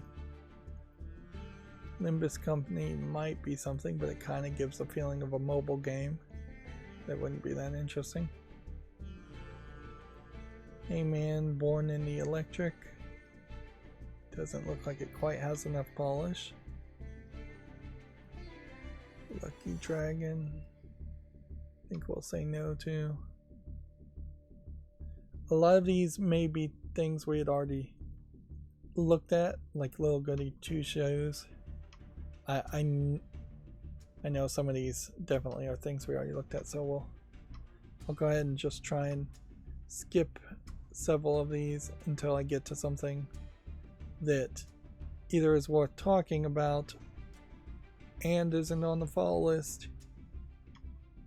I'm just trying to speed up this whole process.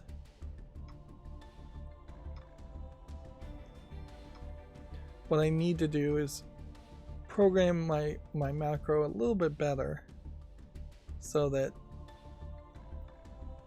give this a chance.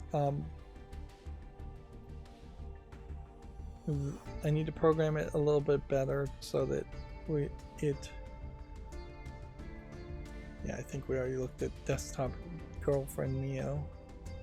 Again, not in the adult section, but tagged with mature nudity, not safe for work sexual content, which I suspect it really doesn't have because in part it's an English and Chinese language only software. But yeah, I need to double check what it's writing down as the flag game titles, like to make sure it says something like Spaceport Trading Company and it doesn't say line not found, because that was a problem today, is it was looking for line not found as a marker, and line not found will never be found because there is no game on Steam that's going to have the name line not found.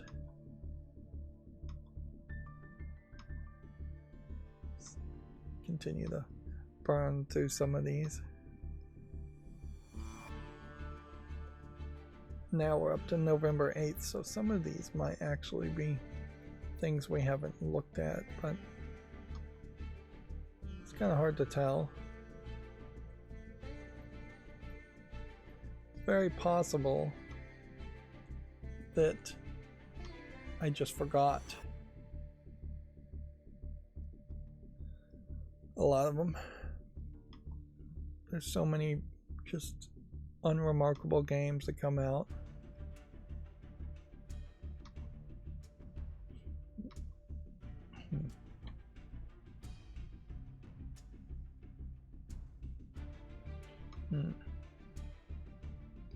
We have another one of these Chinese looking game called Goddess Detective 3. I think we had talked about that in particular. There is a thought, certainly, that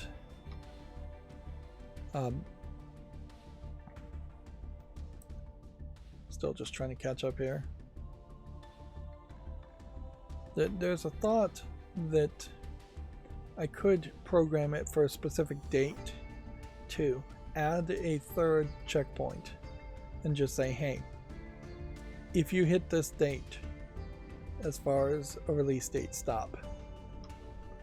Like that would potentially work to say, hey, 3 or 4 days ago, at that point, if a game had come out, it's probably something I already covered, or I just screwed up terribly.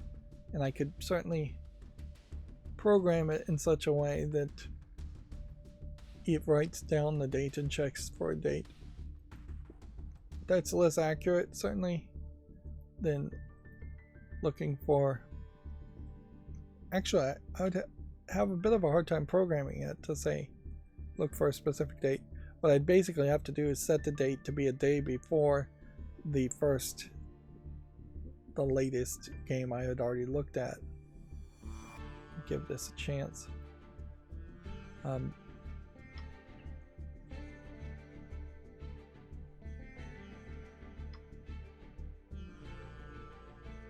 Yeah. Still feel like we're just catching up here.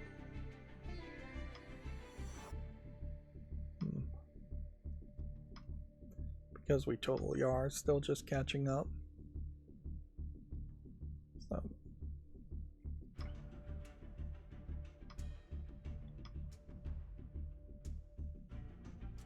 just trying to get to the games that actually even need to be looked at. Like this Fallen Angel, I'm fairly certain this may have been one of the last games that we looked at last stream, Wednesday. So at this point, this is probably all new games. Doesn't mean they're inherently good games, which we will soon see. But they're at least new. Newer. If it's already on the follow list, then I've already made a YouTube short on it, I'm assuming. Double Dragon Advance. Seems like they're overselling Double Dragon releases and probably charging too much. $7 for what looks like a single game, old arcade game, is kind of crazy. And then here we have Super Double Dragon selling for another $7. In fairness, you could bundle it for $15. And wait a minute, that's actually more expensive. The bundle includes 3 items: Double Dragon 4, Double Dragon Advance, and Super Double Dragon. So slight discount because of Double Dragon 4, but I wouldn't be surprised if Double Dragon 4 is actually fairly poorly received. Noticeably, it's not on this list of new games, so it must have been released earlier.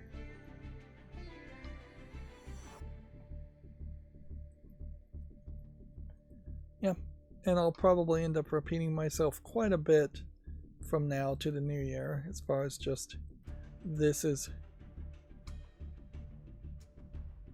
going to be the time in which we have significantly poor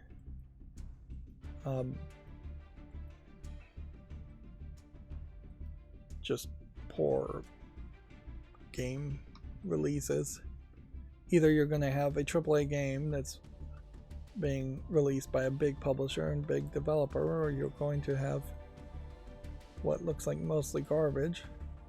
Although we always live in hope for the few standout jewels of games that actually look like they are decent. Now this is weird. This is labeled as a 2D platformer with tower defense, and I just don't see anything here with tower defense.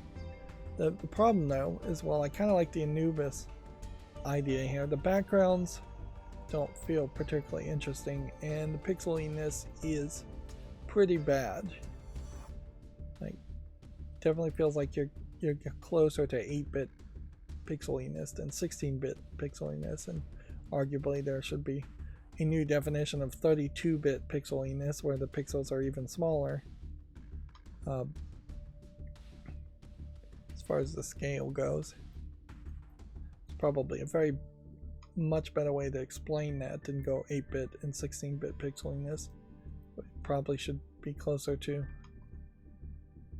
resolutions based on the pixeliness and the sprite size. But at a certain level, an 8-bit pixel sprite is probably about 8 by 8 pixels tall, where a 16-bit pixel sprite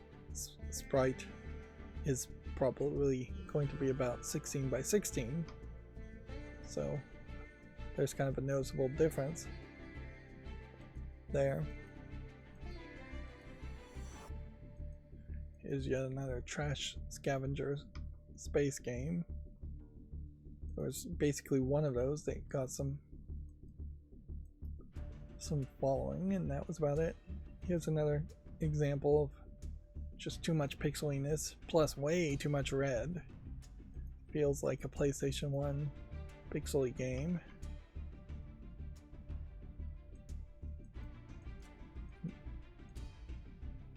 Arguably, if you are going to be smaller and pixely, being a single color helps quite a bit there, but it also definitely gives you a different type of visual.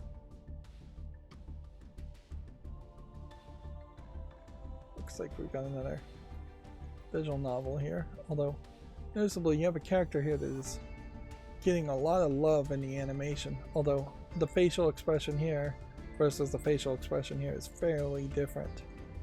It's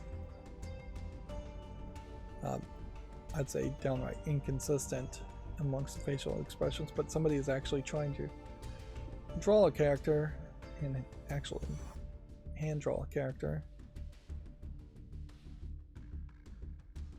Apparently this is a 7-part Bridge World community novel. So it's a free video game visual novel promoting an audiobook format of something interesting way. I suppose you could probably make some visual novels based on a lot of audiobooks, and it would make a lot of sense. To take it to the extreme, a Harry Potter visual novel, one for each book, wouldn't be the craziest of ideas, particularly since if Warner Brothers has nothing better to do, they could do that on the cheap. What the Duck is already on the follow list. There's a lot of stories to teen romance, drama type books that they have yet to pick up and turn into movies or anything, so having a middle step of making a visual novel wouldn't be the craziest of ideas, as long as you actually make it a visual novel and not just a text-based game like something like this, which is always going to be dismissed in my book. That just does not integrate well in a video game, with video being a key phrase in video games. Here we have yet another game that's already on the fall list. So I imagine a lot of these are just being released now, coming out of early access or otherwise.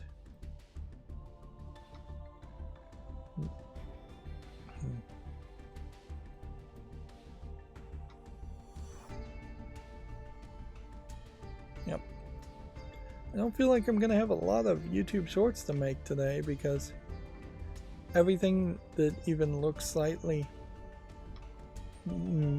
worthwhile is already on the follow list. Don't Die in the West. I almost want to say yes to this, but alright, I'll give it a chance. Be generous. No, the whale game. I am starting to see a new ad on like Facebook as far as some kind of fish eating fish and getting bigger to eat bigger fish ads, which inevitably, if I actually tried to install that cell phone game, it's not going to actually be that. It feels like this is some kind of either Japanese horror game with no real content here, or something, just a low effort game. It does just seem like there's nothing going on and it's just walking around a big empty Japanese city, which, yeah, that can be a little spooky, but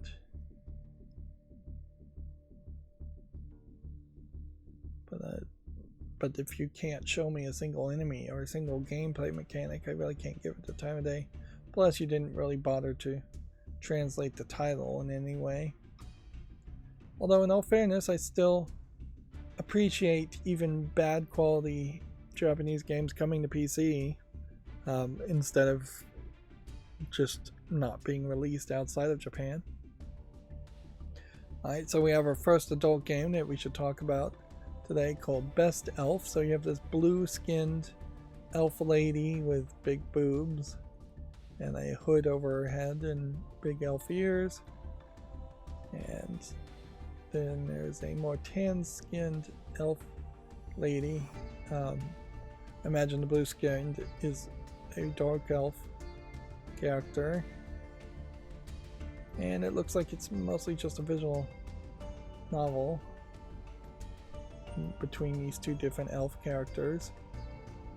It is 100% positive with 16 reviews so far. It's selling for $9.90 and it's English only.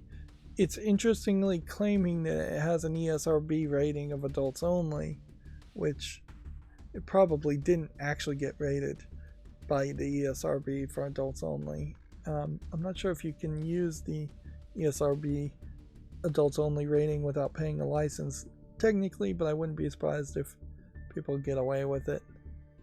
Anyways, it is a 2D game with a colorful art style, although I really wouldn't call it an anime art style at all. I'd say it definitely feels like it's more of a Western animator, and the fact that it only supports English definitely leans towards a Western animator. But it does stand out as being somewhat different than most other Western adult games in that it isn't 3D CGI and it isn't just realistic characters, because it is going for that elf fetish, although the elf fetish is not particularly one that I super understand, because it really is just humanoid characters with long ears. So not a real big difference.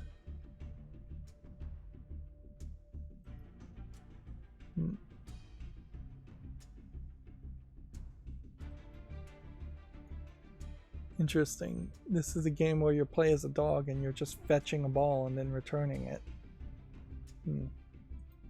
It's an interesting thought to play as a dog and just play fetch. I don't know if there really is a full video game there. Probably is enough as far as a concept to play as a dog and then play fetch as one of the many mini games, and then hunt and do other kinds of dog-like things, run, jump, swim, things like that. Those all could be mini actions or mini games in a play as a dog experience. Spells and Secrets still gaining some popularity as a Harry Potter ripoff that arguably might be better than Harry Potter, or at least some of the Harry Potter games. Probably not all of them.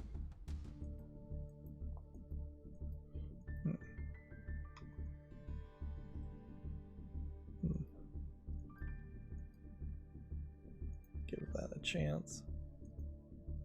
Not even gonna bother to check to see how many more games are left. It's probably still quite a bit. Only up to November 9th. Lost Memories. Looks like it might be something of interest.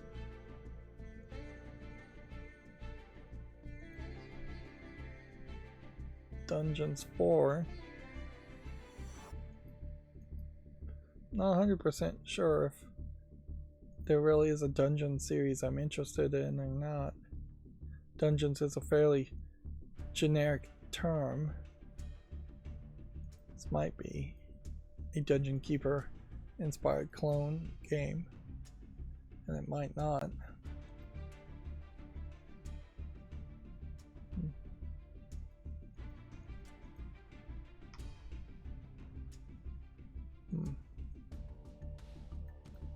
Continue to burn through this. I suppose ideally I absolutely need to finish the Lego set I started over the weekend, but ideally I'd also like to be really close, if not completely finished, with my smart on air sign design. I need to pull the trigger at some point and actually solder the wires together, and that's another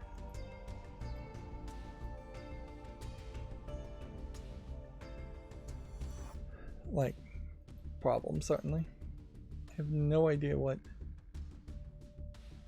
this party game really is supposed to be. I guess it's probably supposed to act out a action or phrase. How much do they want for this? $30. That is a lot of money for what is a simplistic party game. Even the You Don't Know Jack games are kind of expensive for party games that you potentially are going to only play once in a blue moon. And it is really an unfair category because of that. There's just not a super easy way to get a reasonable amount of money out of people who are going to only play party games once in a while. That's why inherently, even before you throw in the extra element of a party game being digital, most party games are things that are purchased on a whim or purchased as gifts, as stocking stuffers, things like that. They're not things that if you actually thought it through, you would really want to spend even $5 on. A deck of cards is pretty decent for parties at $5 or $10 because of the wide variety of things you can play with a deck of cards. But once you start getting into unique things, Monopoly, Pictionary, things like that, there's just a lot of plastic pieces. Looks like we've got a new Higurashi When They Cry spin-off game, which the animation style is still fairly old and weird on the Higurashi series. I imagine they really couldn't ever change it. Though those horror games still being weird. And here we have a game that very much feels like it is trying to sell itself like it would be titillizing with these asset flip 3D models in the asset flip first person shooter. But obviously anybody with some decent amount of experience with video games can tell that this is a game not worth your time.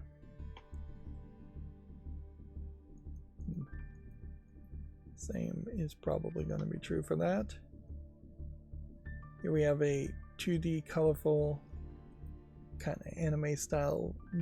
I think it's a visual novel adult game called Cuckold Princess. Yep. Which, okay. I don't know if there's really much more I can say there on it. There, I see a fox girl, I see a very ugly male character, I see what might be a mother character, queen character, and then there's a blonde protagonist princess character, and I think she's the main character you follow. This game, Cuckold Princess, is $25.49, which is extremely expensive. And then there is a massive $71.96, no joking here, DLC of different episodes for, I assume, different characters. Although one is a voice drama set, which, yeah, that seems to be even extra expensive.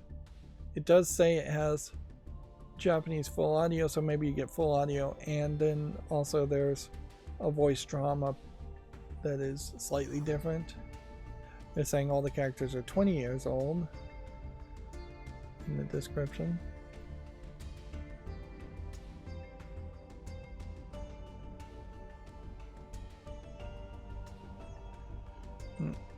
There's actually quite a few more characters here than I thought there would be. We can kind of show them off.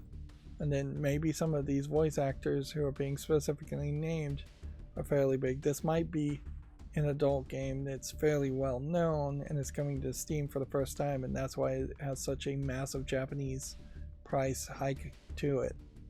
But yeah, you can see there's several different characters showing up of different styles. They all seem to be kind of elves or robots. And this was, I think, the queen character would be my guess. And then this is your princess character.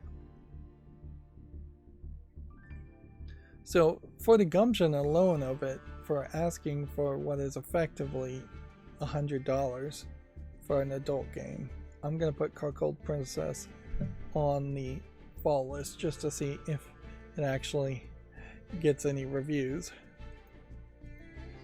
because who knows, there may be something more I'm missing to it.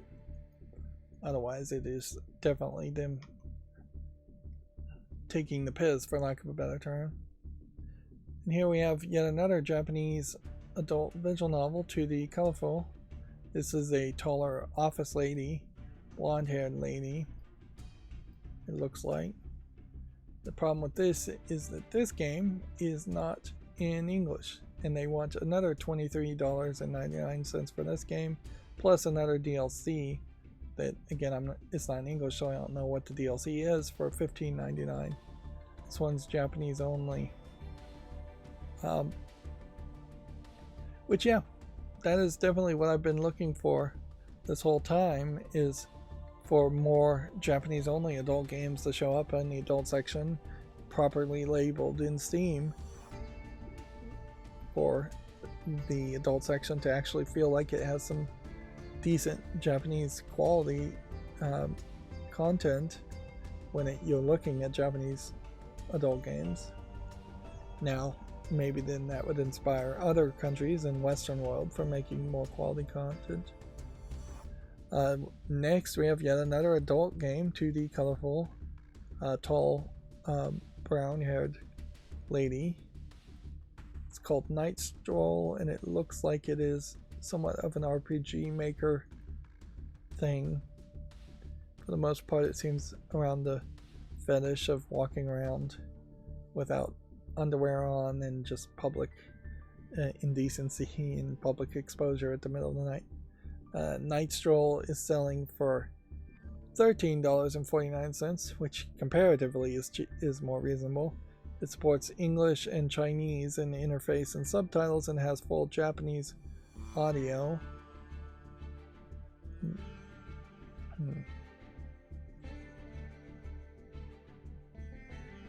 Yeah.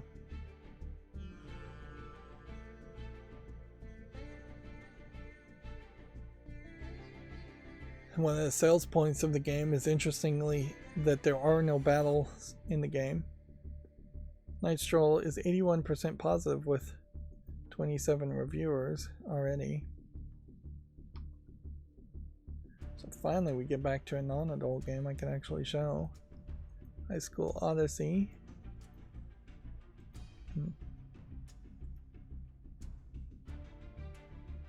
And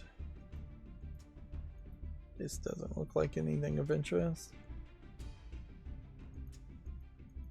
Yeah, I don't even really want to get tangled up in any game, let alone adult games today. Just want the stream to kind of end whenever I start late. I don't know if there's really a great way to fix that either. Shaven stuff. Feels like this is in part giving tattoos to people. That's an interesting way to make a character customizer, but the problem with most character customizers is that the characters aren't usable in a lot of other situations. This one in particular is VR, so I don't know if you really need to aspire to be a tattoo artist. Start by just aspiring to be an artist, and then you might end up being a tattoo artist anyways. So yeah, there's some weirdness here that I just don't think I can really relate to, and I don't think most people can relate to. Yeah, I'll give it a follow anyways. It's weird enough for that. We have another adult game called Sweet Nightclub. Now weirdly, this feels almost like it's a card game. Yeah, it is a card-based game, and it's 2D Western, I'd say more Western art styles, just not as polished, not as well detailed in the lining. The game is also way cheaper at $4.09. It claims to have Japanese full audio though, and English and Chinese subtitles. There is something to the idea of having a card game as the way of directing the adult scenes, the groping sequences, and all of that, but yeah, the art style is really, really poor compared to the other games I've seen today, so I have to say no to that. Then Black Gunner Wukong doesn't look like anything. Then we're back to another adult game, Hentai Maze, which looks to me like it's a collection of fairly random mazes, and a collection of fairly random 2D images that you could easily have licensed or downloaded from the internet. One thing it has going for it is it's only 89 cents. It claims to support over 30 languages and interface and subtitles, but no voice acting. 48 mazes in total, give you 24 pictures for 89 cents. There's a real inconsistency though in the game that makes it a problem, in that there's just not a consistent art style amongst the characters or consistent characters, and there's not consistent puzzles of the same style. I suppose this is probably a 2048 style game. Yeah, I just don't think there's quite enough here to say yes to this. Dark City, Troubled Nights. Doesn't look like anything. It took a long time for that tab to close. Battle Thorn. Doesn't look like anything. Robo Rush. Doesn't look like anything.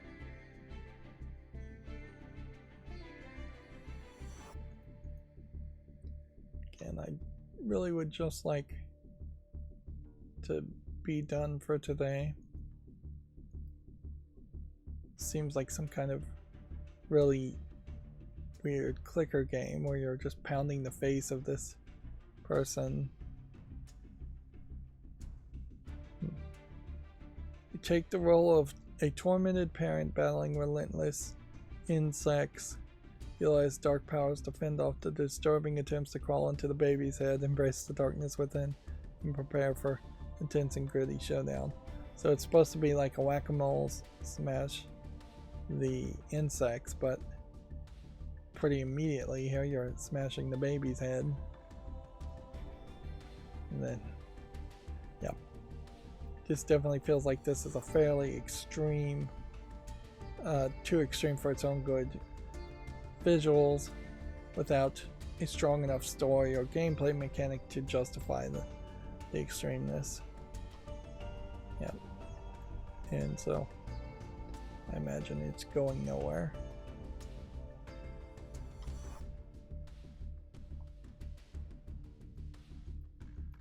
I'll give Gatekeeper Infinity a chance.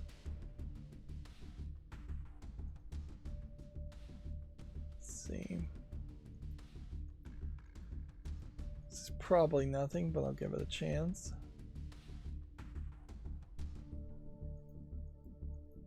We have another visual novel, although noticeably this one is not in the adult section when there's a decent amount of reason when it should be. English and Russian in this case. This is kind of a great example of animation in general, is that you can draw clothes so tight that they're effectively glued on and might as well not be there in the first place. In animation you can do that, and you just can't really do that in the real world very easily. You can certainly wear incredibly tight clothes, or even use double stick tape on incredibly tight clothes, but you still, even at that, are unlikely to get the level of curves that an animation can add. I think I'm gonna say no to Downstairs.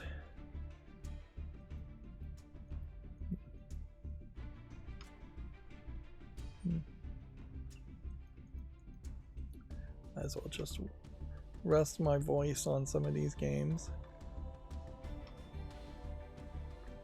Still not willing to promote the slow flooding of Steam with cat hidden object puzzles. Here we have another adult game called Erotic Justice, and what's weird about this is very much like, I don't know if I would just say webtoon or comic art style. It just kind of seems, yeah, I'd say comic strip art style. It's 2D, yeah, comic bookish. Looks for the most part to be a visual novel. It's $8.99 English. It claims to have full audio, 80 unique scenes, and naming some voice actors, although a lot of the voice actors seem to be using pseudonyms.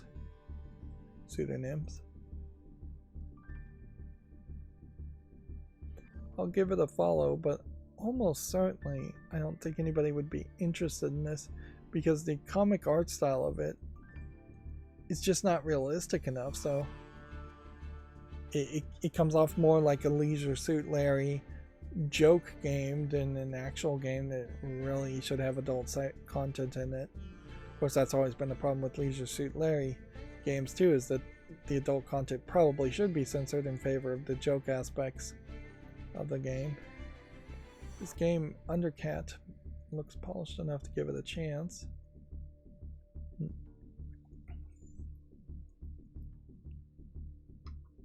Yeah, I suppose there are just limitations as far as adult games that work as far as different art styles and which ones don't. Here we have a point-and-click adventure game. I would give that a chance.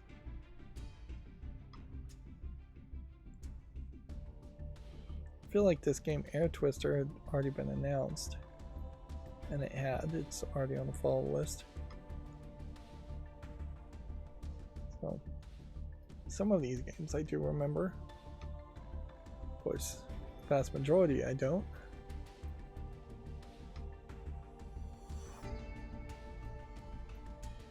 And it is certainly almost impossible to justify looking at every single game if you're not doing what I'm doing and being a YouTuber and making YouTube shorts on it, because it's just way too much effort to look at all the new games with way too little reward, and even me justifying it is hard because it's not like I'm buying games and playing more games per se. I'm just being better informed about the vast majority of games I would have never decided to purchase and play in the first place.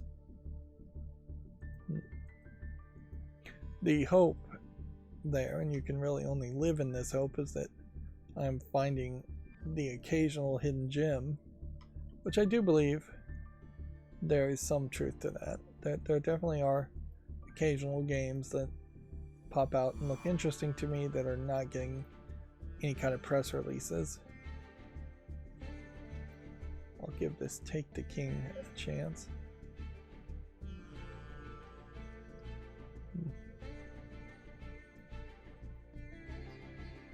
Project Unseek. It's probably nothing, but I'll give it a chance. Takedown looks like nothing.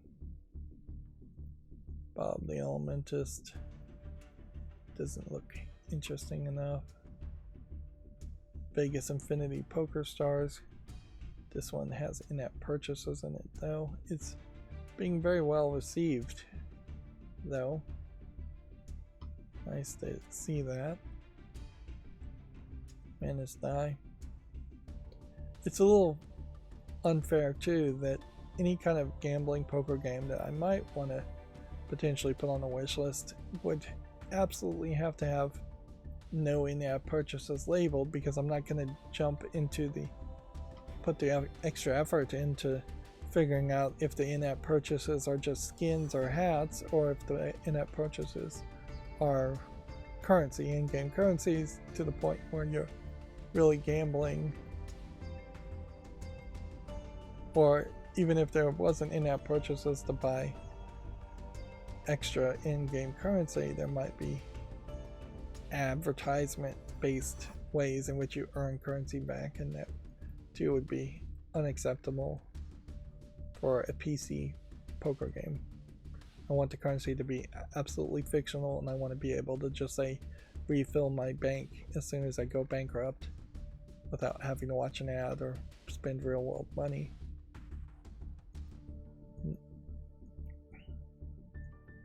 Monkey See, Monkey Do. I'll give this a chance. Gym Simulator 2024. Yeah, for the most part I still am not interested in simulators, particularly simulators that lead to doing boring things. Usually that's a job simulator of some sort, but boring exercise also would be a great example of something that you should either really go to the gym and exercise, or just don't bother simulating it. Here we had another visual novel. And here we have yet another adult visual novel. Seems to be this is more of a slightly Western 2D art style of ladies in this game called Sex Latex, in which the characters are in latex bikinis, which is interesting because usually the latex catsuits cover up almost all of the skin, and they're just tightly closed in it. So this is definitely going in a different direction by having actual skin exposed. If anything, most of the latex fetish and catsuit fetish are difficult to integrate into actual penetration, for lack of a better term. The game is $1.19. It's English only. 2D puzzle game, I guess. So it's just a collection of images. I'd say the images do seem to be fairly consistent. $4.19, covering a very specific fetish. It's not terrible as an adult game, but it's not one I think I really need to put on the follow list either and follow.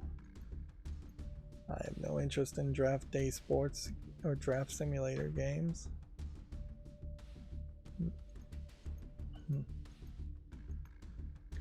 Uncontained, I'll give a chance to. How much more? Alright, we're almost done. After me complaining that this was taking too long. Zombie defense builder we can say no to. I don't know why it took me that long to respond to it. I'm probably falling asleep. Drone flight simulator doesn't look interesting. Red Eye doesn't look interesting. Spectral Web. Itodama is an interesting title for a very uninteresting looking game. Feels like it might almost be a Zelda game. But you know, the only thing I could really do here is put it on the follow list and then not make a YouTube short on it based on those visuals. Here we have a visual novel called Do I Know You, where it seems like you're interacting with a person, a man visiting his mother with dementia. Yeah, it feels like you're gonna only get a few pictures here, and it feels like a really sad story too, and I just don't see a reason why you would want to play that. It's free, the price is right, but most people are better off not having to deal with dementia at all in their life, and if they do, they should probably deal with it the first time when it really happens and not potentially prepare yourself for a sadness that may never come. This Jonathan Christian 3.0 makes me assume that there's a 1.0 and a 2.0, but overall this just looks like a garbage asset flip game. I'm a little surprised we don't see more of this though, where you have the awful Christian video games try to sell themselves. Arguably I'd say something like Veggie Tales is actually, or Bible Man is actually relatively good quality compared to what we're seeing here, although only relatively. But it is a little surprising that there isn't Bible Man games and Veggie Tale games that are being sold on Steam, but I suspect those games are being sold somewhere else if they exist, or they just don't exist. I wouldn't be surprised if most Christian creators don't have the skill or desire to make video games, and they, in general, most Christian, particularly super conservative Christians, just hate video games and ban their kids from playing video games outright. But yeah, they definitely are not getting a equal amount of coverage as far as pro-Christian games versus anti-Christian games, or games that have demons in it, or like Doom, that aren't inherently anti-Christian, but they aren't definitely showing somebody wearing the armor of God, whatever that is, since it's not really a thing. It's just something some author made up in some commentary, I'm sure. But yeah, it's probably for the better too, though. Like, there's perhaps more that could be said by many people with many opinions there, but I think it's probably best not to say anything more on that. Eventually, we will, probably in the next generation, start to see more video games that have pro-Christian themes in them, but maybe not that many. We'll see a little bit more, I suspect, but not that many.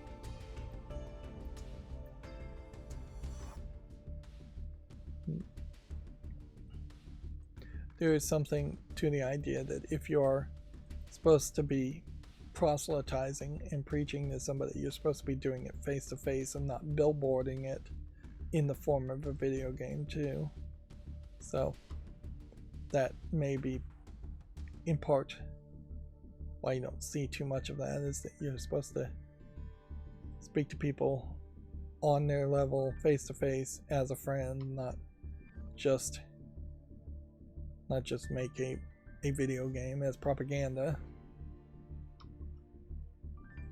Alright, well, things were out of order a little bit, and I still probably have more work to do, but that's going to be it for this stream. As always, I ask you to like, share, subscribe, comment, and watch every second of my videos.